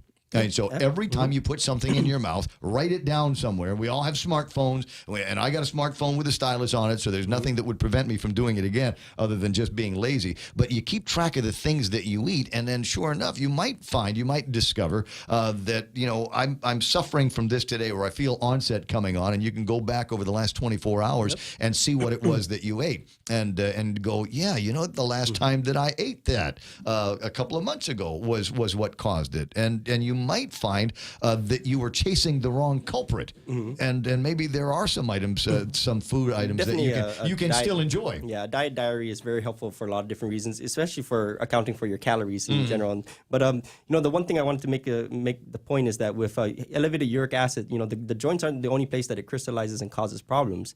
The other common place is the kidneys, and a lot of times comes out as kidney stones. And so people who suffer from kidney stones, it could be because their uric acid is elevated in those cases. I've seen, and there's maybe some patients that have elevated uric acid and never have gout flares, but they have a ton of kidney problems because of it. There's just people have different predispositions. Ways for the body to deal with these issues. I literally had a patient many years ago, but came in in full renal failure. His kidneys completely shut down, and then by the time we did imaging of his kidney, he literally had 2 stones in in place of his kidneys. I mean, 2 big rocks. I mean, his kidneys completely calcify and turn into these rocks. Oh, rocks, yeah. Yeah, essentially, it was the most remarkable thing I've seen. And in that Did you case, save him? Yeah, we started him on dialysis, and so did well after that. Okay. But yeah, so in cases that if there's an infection on top of that, that would have to come out at that point. Because if both of the kidneys, you need both of them. You can make it without one of them. So you just a long dialysis process. Go in there and get the stones and try to save the kidneys functions. In this case, it was beyond saving because this was the most severe case that we've seen. But for the most part, if it's just kidney stones, if it's a small enough stone that can be either peed out or scaring me now. That's yeah. It's not the gout part is way more common. Yeah. But that's why you go see a doctor when something's not right. You always go see a doctor. This is me giving advice that I personally never take. But yeah, because you never know, especially with the kidneys. I mean, I don't know. Are we at a point yet where we can do replacements on the kidneys yet here? No, we not yet. Pretty soon though, right? Because you guys are working on that. In terms of transplant, is that what you mean? Yeah. Yeah. So not right now. Technically, Dr. Patero is a urologist on the island who is trained in kidney transplant surgery. It's just that to develop a program itself, that's the actually even more bigger challenge overall. And because on TV it looks easy. Yeah, what's interesting is actually at JRMC in our operating room, 2 of our OR suites are actually adjoined. And there's a passage between the two because it's actually set up just in the future when we are able to do that we already have the 2 rooms. So the donor in one OR and the recipient in the other OR. Right, and both of them walk it over. If I recall correctly, they're both telemed ready as well. Yes, so that's one of the ones. Yes, and it's like literally within the lights, there's cameras in there and everything. So it's pretty amazing. Very cool setup. That was I remember just before the grand opening celebration, and Dr. Mike Cruz walked a bunch of media people around, and just jaw drop. Every room that we went in was more of a technical marvel than the room that we had left, and just everything looked space age and sanitized, and it was crazy. It's a great environment that I'm sure that you're enjoying working with, and great lab facilities there as well. I imagine a lot of what you do, Doc, is okay. Pee here, give me some urine over there, maybe a stool sample, send it out to the lab, and let's see what happens. I said a lot of blood tests. Yeah. I'll be upfront about that. If we're looking for a given disease, rheumatoid arthritis or what have you, one of the important tools that we have are our blood tests. Now, rheumatoid arthritis, and again, we go back to some of this. Is there genetic reasons why you might be predisposed to becoming arthritic one way or the other? And sometimes it's just a question of having too many birthdays before that gets to an onset. What makes it a rheumatoid arthritis? Right. So, there are two major divisions of arthritis. Essentially, there's your inflammatory types of arthritis, and then your wear and tear types of arthritis. Okay, I'm going to have the second one. I'm going for that. We all do at some point or another. As you said, if we see enough birthdays, we're going to develop osteoarthritis or wear and tear type arthritis. It's just the joints wear out over time, and our cartilage is not as thick and springy as it was when we were 16. So everybody gets a little osteoarthritis, and it's in varying degrees over time. The inflammatory side of things, as I was mentioning earlier, that autoimmune side of things. With that, there is certainly genetic predisposition. Very importantly, we treat the two very differently because with osteoarthritis, we'll use exercise and physical therapy. Sometimes we'll use topicals, numbing medicines, or non-steroidals. I'm talking about your aspirin, or your naproxen or ibuprofen types medications. And then sometimes we'll inject, and if it gets bad enough, people will end up getting joint replacements, things of that nature. Yeah. So that's your What's that thing there's something that my old man used to get injected into his knees. I want to say it was made with the comb of the rooster. Right. So there are two main things that we tend to inject. There are the steroids, which is, people will refer to it as, I went to the doctor, I got a cortisone shot. Right? Yeah. So it's a little bit different than that. But essentially it's a steroid. And then there is this, it's called hyaluronic acid. Okay. It's basically exactly what you said. It's kind of a purified protein from the comb of a rooster. Is that the craziest thing you ever heard? Right. How did somebody find that? Of all of the places to look for something that we might be able to put in a syringe and inject into somebody, is the red comb of a rooster. It's kind of out there, no doubt about it.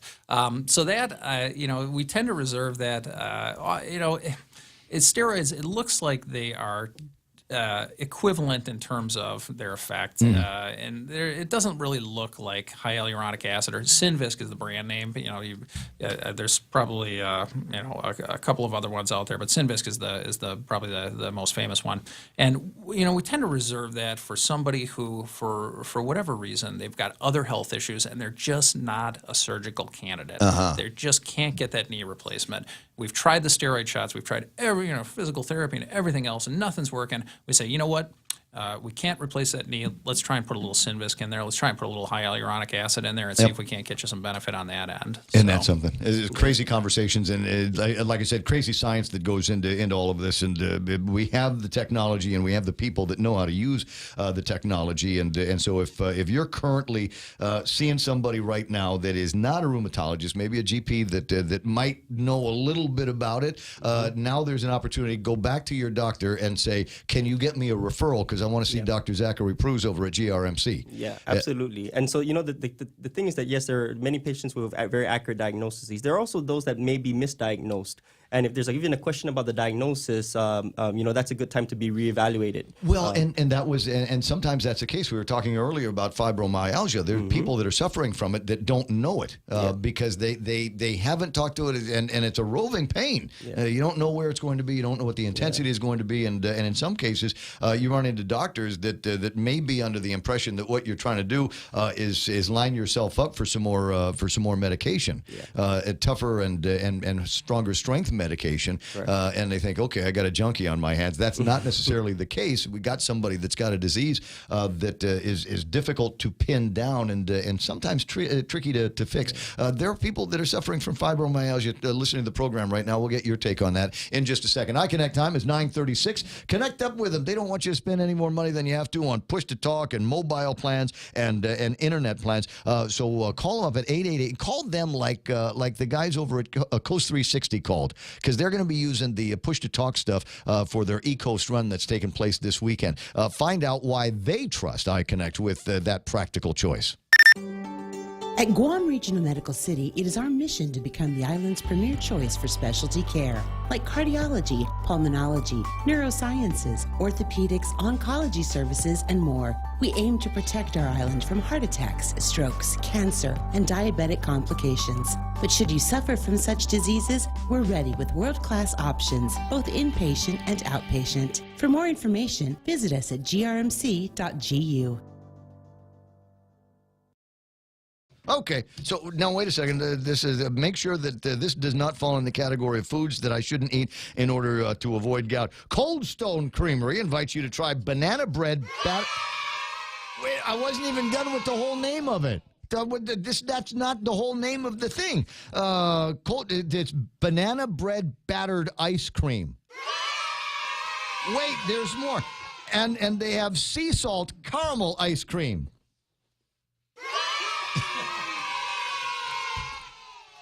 You know, that almost doesn't sound like it'll be good, but if Cold Stone's making it, then you know it's going to be good. Sea salt caramel ice cream made with premium Ghirardelli sea salt. There you go. And the sea salt caramel sauce in a new creation, or it's something called Pice Cream Cake.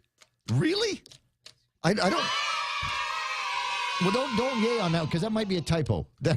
It could be, it's just somebody typing this while they were in the car. Cold Stone Creamery celebrating 30 years of the ultimate ice cream experience. The Extra Point with Jerry Roberts of Guam Training every morning on The Ray Gibson Show. I've heard it said that there are 3 kinds of people in the world. I'm Jerry Roberts, and at 7:20 a.m. on The Ray Gibson Show, will you be ready to find out what kind you are? You can find daily transcripts of The Extra Point by Jerry Roberts at guamtraining.com. Tune in every weekday morning at 7:20 for The Extra Point with Jerry Roberts on The Ray Gibson Show on 93.3 The Point.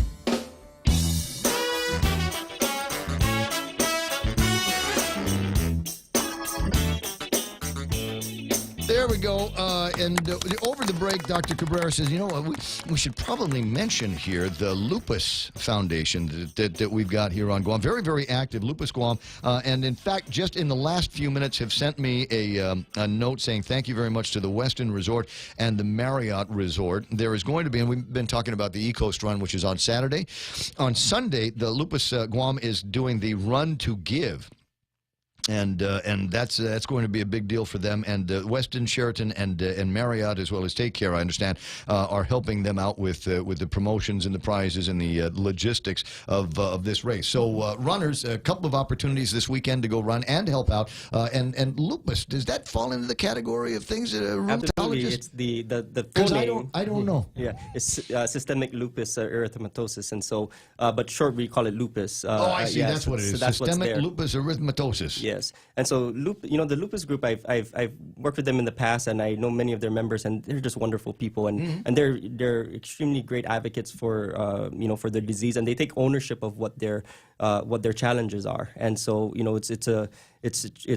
I'm very proud to be part of actually introducing the region's very first rheumatologist. In order to help them, he's not going to be able to solve all their problems, right. but I think it provides that sense of security and comfort, just knowing that option is there and that they can start, looking at their disease and managing their disease in a more standardized way. They used the word chronic before, and then you've also used a scary word for me, and that is complications. We'll talk about that. Tell me about lupus. What are some of the symptoms that people should be looking out for, and what kind of people are specific can be targets of lupus? Right. So lupus is a very complex disease. No two ways about it. Basically it goes back to that autoimmunity where there's that loss of self-recognition. And with lupus, you can see all kinds of different, symptoms that come along with it. And it's a spectrum as well. There are many people out there who have lupus, and the only manifestations they'll have a little bit of rash at their face, for example, after they've been out in the sun. They call it a malar rash, or sometimes it's referred to as a butterfly rash. But not rosacea. No, they're different. Okay. So, maybe they'll have a little bit of rash, maybe they'll have a little bit of arthritis, okay? On the other end of the spectrum, there are people who can have really awful disease. I mean, disease that's causing their kidneys to shut down, causing them to get fluid around their heart, and causing them to have all kinds of, bad blood clots and things of that nature. So there's this spectrum of disease, and it's very variable. Okay, within that spectrum of lupus. Some of the things that If you 1 second, if you don't mind, is it something where it'll start off as something and then morph into other things? I mean, is it a disease that will gradually wear you down over time if uncorrected? So it's very variable, and I have seen people present with awful, we call it fulminant, meaning just everything's crashing at the same time, disease. But then there are people who will, start very gradually and eventually move towards, awful disease. And, we call it a heterogeneous disease, which is to say very different, even from person to person. And we apply this diagnosis of lupus because it's useful in terms of thinking about the therapies that we have that can be helpful. Okay, the vast majority of people do share some things in common. For example, there's a blood test out there. It's called an anti-nuclear antibody, or the ANA is the common name for it. And people with lupus, the vast majority of them will have an ANA positive. Okay, so that's one kind of defining characteristic. And then there's a bunch of other criteria out there that that we use to try to classify it. But it's a very, as we say, heterogeneous disease.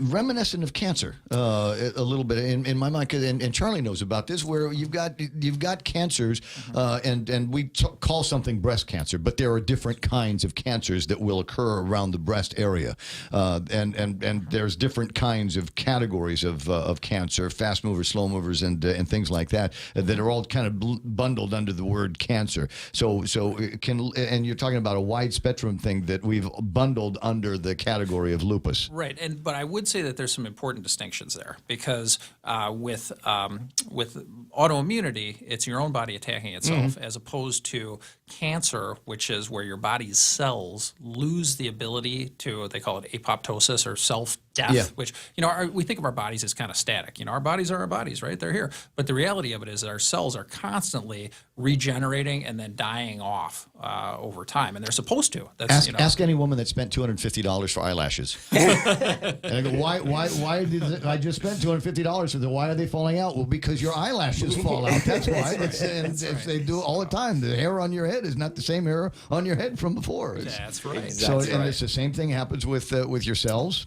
everywhere. Yes, that's right. And that's supposed to happen. But sometimes, they lose that ability to, in cancer, I should say, they lose that ability to have that pre-programmed, designed cell death, and then it explodes out from there. And that can be a real problem, obviously. But autoimmunity is a little bit different. Although I will say that we do have some overlap in terms of the medications that we use to treat them. Oh, that is interesting. And in my really severe patients, for example, if I have a really severe lupus patient, in order to kind of get them to understand just how aggressive the medications are, I will say, look, this is not cancer, but we are going to, you do have a serious and potentially life-threatening illness that I'm going to be asking you to take medications that are cancer-like treatments, and they are very powerful medications, and they have the potential for side effects. And that's not by any stretch all of our lupus patients, but there is some overlap. There might be somewhere where is there such a thing as radiation therapy for in rheumatology? I have never utilized radiation therapy. There's not. I think in very rare cases there are some extreme types of autoimmunity, scleroderma, which is another disease entity that we could,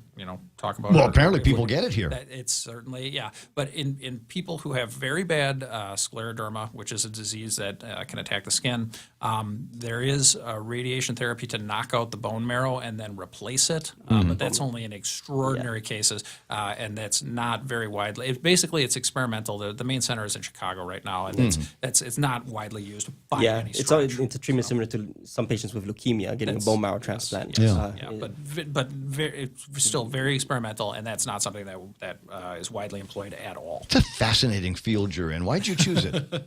It's one of those things. Why do you like chocolate ice cream as opposed to caramel sea salt or whatever? Caramel sea salt ice cream. Sure. It's one of those things where I like the disease entities, and I like that there was some chronicity to them, so I got to know my patients a little bit. Yeah, I guess, And I liked that that there are therapies that are available that, because 50 years ago, many of the medications that we use today were not available. But now, we got all kinds of things. We got all kinds of therapies that are very successful. Well, and I was going to say, there's got to be something to. I mean, doctors of life and death, and good days in the hospital and bad days in the hospital. But it looks like with the diseases that you are fighting, you get to beat them most of the time. We do our very best every time. Yeah. And sometimes we have great success, and occasionally we don't have as great a success as we would like. But there are there are a lot more options today than there were even 10 years ago.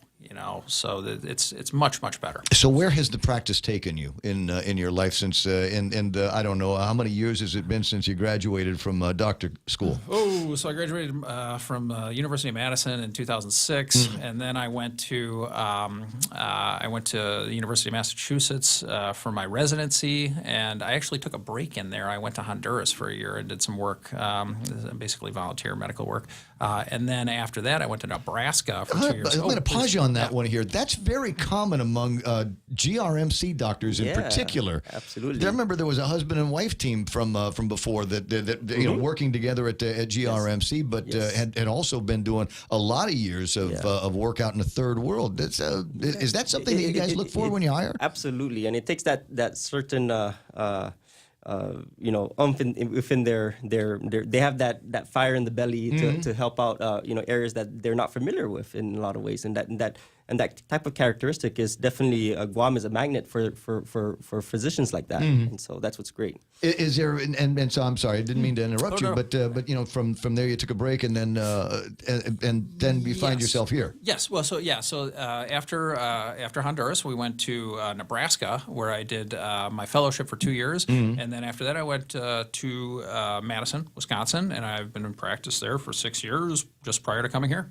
So has the field changed? I mean, like anything else in the doctoring business, we're all continuing to educate ourselves. I was raised on a certain kind of broadcast technology, and it is gone. All of that is gone. So when we built this place, I had to immerse myself, frankly, in computer technology to make all of the equipment around here work and function. So I've had to maintain a kind of a continuing education in my career, and I'm sure in the doctor field, and in particular rheumatology, because it sounds like things happen fast. Absolutely. I mean, staying current is, it's absolutely key. I mean, you have to be on top of things. What's out there that excites you? What's out there that excites me? Is anybody working on a rheumatology holy grail? Rheumatology holy. Well, okay. So the rheumatology holy grail is not even curing, because I mentioned at the outset of the show, we typically don't cure these these autoimmune diseases, but the holy grail isn't even curing it; it's preventing it in the first place. So if we can find something that can gene therapy and that sort of thing that could eventually turn off the genetics that predispose people to developing these things, that would be the absolute top of the list. And there's research on going into that sort of thing, but CRISPR. Well, have they found the sequence in the genetic code to say, okay, well, this is where we think it comes from, and if we replace the C with a G, while the baby's still in the birth canal, then maybe we got a fighting chance to prevent something. Well, maybe not there. Maybe before, maybe after. Different part of the earlier stage. Right. So they have found. I told you I forgot to go to doctor school. Right. I mean, they found genes that predispose people. It's not, so one of the issues with that is that it's still in its infancy in terms of coding out the whole sequence for people, and not everybody has these these genes. Even if you can develop rheumatoid arthritis, for example, without having any of the known genes that predispose people. So we don't regularly sequence people because it's really really expensive. Yeah, And yeah. it's not going to really change management at this point. So, Yeah. so at some point, if we can walk into a kiosk and slap down our blood and Mm-hmm. have an instant answer, maybe at that point that would be something that would. But then we run into there's the great what if question. I mean, what if you could do all of these things? Yeah. And There's ramifications too. Yeah, Yes, the God complex, right? So I mean, we want to do this. I want the kid to have blue eyes. In fact, I want them one blue eye, one green eye, and I want them to be cancer free, and I want them to have straight A's in school and all of these things. And do we want to run into that world one of these days? 9:51. But producer says I got to take a quick break, so we'll rally up here in just a second with a couple of doctors, Dr. Felix Cabrera and Dr. Zachary Prus from Guam Regional Medical City. Be right back. Get a 20-ounce stainless steel Circle K Coffee Club tumbler. Just stop into any Circle K, sign up for our Power Pass rewards program, and after your purchase of 15 cups of premium coffee, any size, you get your tumbler for free. While supplies last, conditions apply. See store for details. Get a 20-ounce stainless steel Circle K Coffee Club tumbler. Just swipe your Power Pass key fob when you purchase Circle K Premium Coffee, any size. And after 15 cups, you'll get your tumbler for free. While supplies last, conditions apply. See store for details. Sometimes a penny saved can lead to much more than a penny earned. With GPA Energy Sense rebate program, the power is yours. Earn money back while saving on your monthly power bill. GPA Energy Sense rebate program will help lower your initial costs when purchasing approved GPA energy efficient appliances and upgrades with monthly savings you can expect. For more Energy Sense saving ideas, visit GuamPowerAuthority.com or like us on Facebook. GPA, bringing energy solutions to you. Family Finance, serving the people of Guam since 1959. Now you can start planning for the holidays by getting a personal Christmas loan from $1,000 up to $3,500. Family Finance has 3 convenient locations to serve you. Give them a call in Dededo, 633-4473, Hagana, 475-4545, and the Upper Tumon location on the 2nd floor of the Pacific Building at 647-5626. Get your Christmas loans today from Family Finance.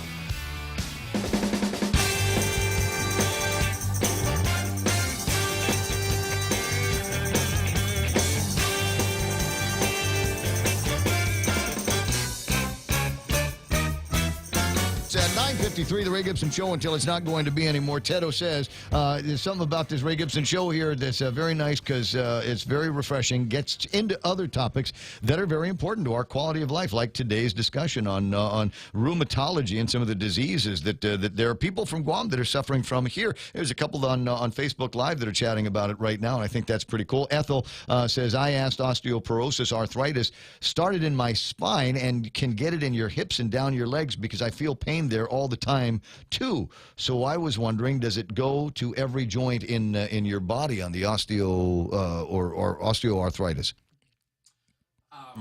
So osteoarthritis tends to affect the weight-bearing joints. Oftentimes, it can go to the non-weight-bearing joints, the hands and that sort of thing. As you're, as the person was pointing out, the back, the hips, the knees, those are oftentimes affected by osteoarthritis, and so we'll see it there commonly. There was a piece of trivia that Dr. Felix told me about a second ago, and that is that lupus is actually the word for wolf. Yeah, in Latin and a lot of the Romantic languages as well. Yeah, and I guess the story behind it is that somebody with lupus back in the day had a rash so bad the lesions looked like they were attacked by a wolf. And actually, Dr. Prus and I, we say we don't see that, and so it just happened to be one unlucky presentation that ended up that name being linked to it. Most of the time, I just will naturally get to a bunch of questions off the top of my head in these interviews, but there were some suggested questions Ray Gibson may ask, and most of them I got to one way or the other. Question number 7: what is the most difficult or challenging that you've treated? Have you ever seen somebody with lesions so bad they look like they got attacked by a wolf? I have not seen that, thankfully. But some of the more challenging cases that we have are our vasculitis patients. There can be autoimmunity that affects the very, very small blood vessels, ranging all the way up to the biggest blood vessels. And in those patients, because you need your blood to go pretty much everywhere in your body, you need your blood. And when it doesn't get there for whatever reason, it can cause really bad problems really quickly. Additionally, the therapies that we have that we tend to reach for in those vasculitis patients are real heavy hitters. I mentioned earlier about the potential for using cancer treatment like drugs, right? And that's where we start reaching for those things, rituximab and things of that nature. So instead of chemotherapy, they're called mostly immunotherapy in a lot of ways. So, but in a sense, so. You mean so now? I think you're starting to see why it's so challenging for non-rheumatologists, physicians to even venture into that, and that it's well, I mean, just the spectrum that he was talking about. Absolutely. I mean, there's minor ways that lupus can attack an individual, all the way up to some major ones where it becomes life-threatening, and in the very least disrupting to people and have to stay in bed or wheelchairs and sure. and And I'll things be like very that. clear.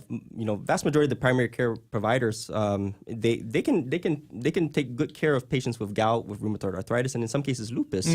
But it's the more challenging. Once they get out of the bread and butter presentations and management, then that's when it gets really challenging very quickly. The last time GRMC was here, I thought I was going to be interviewing a neurologist, and it turns out I had the entire team here in the studio. No, and that was great, because there is a spectrum of care and treatment that goes along with those, the head and the nerve cases. So I'm curious about you. Are you a one-man thing, or are there other doctors at the hospital that you can work with and around to provide a system of care for a patient? Oh, well, I mean, a team approach is always better, of course, and there are things that, diseases of mine that affect, for example, the lungs or the kidneys, where I can handle the immunosuppressive aspects of it, but there are aspects of the care that are absolutely going to be best served by, a pulmonary or lung specialist, or, sometimes, and a lot of my patients have other, comorbid problems.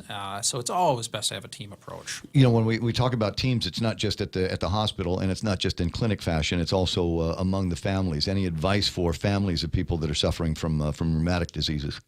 Oh, I mean, it's, I guess that one of the biggest challenges that my patients deal with is you can't see autoimmunity. Very often you cannot see it. I mean, there are some patients who are just so ill that you take one look at them and you say, oh my goodness, there's something going on here, okay? But there are a lot of people out there who will have good days and bad days, and they will look essentially the same from day to day.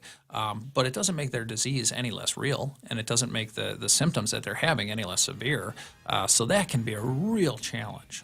So I guess I would say to the families out there and the friends and the coworkers and that sort of thing is just realize that, that even if somebody on the outside might look the same as they did the day before, they might be having an awful flare of autoimmunity, and that can be a real challenge. And some I'm going to leave it there, because I know that people that are suffering from it right now are nodding their head up and down. So thanks for asking that question.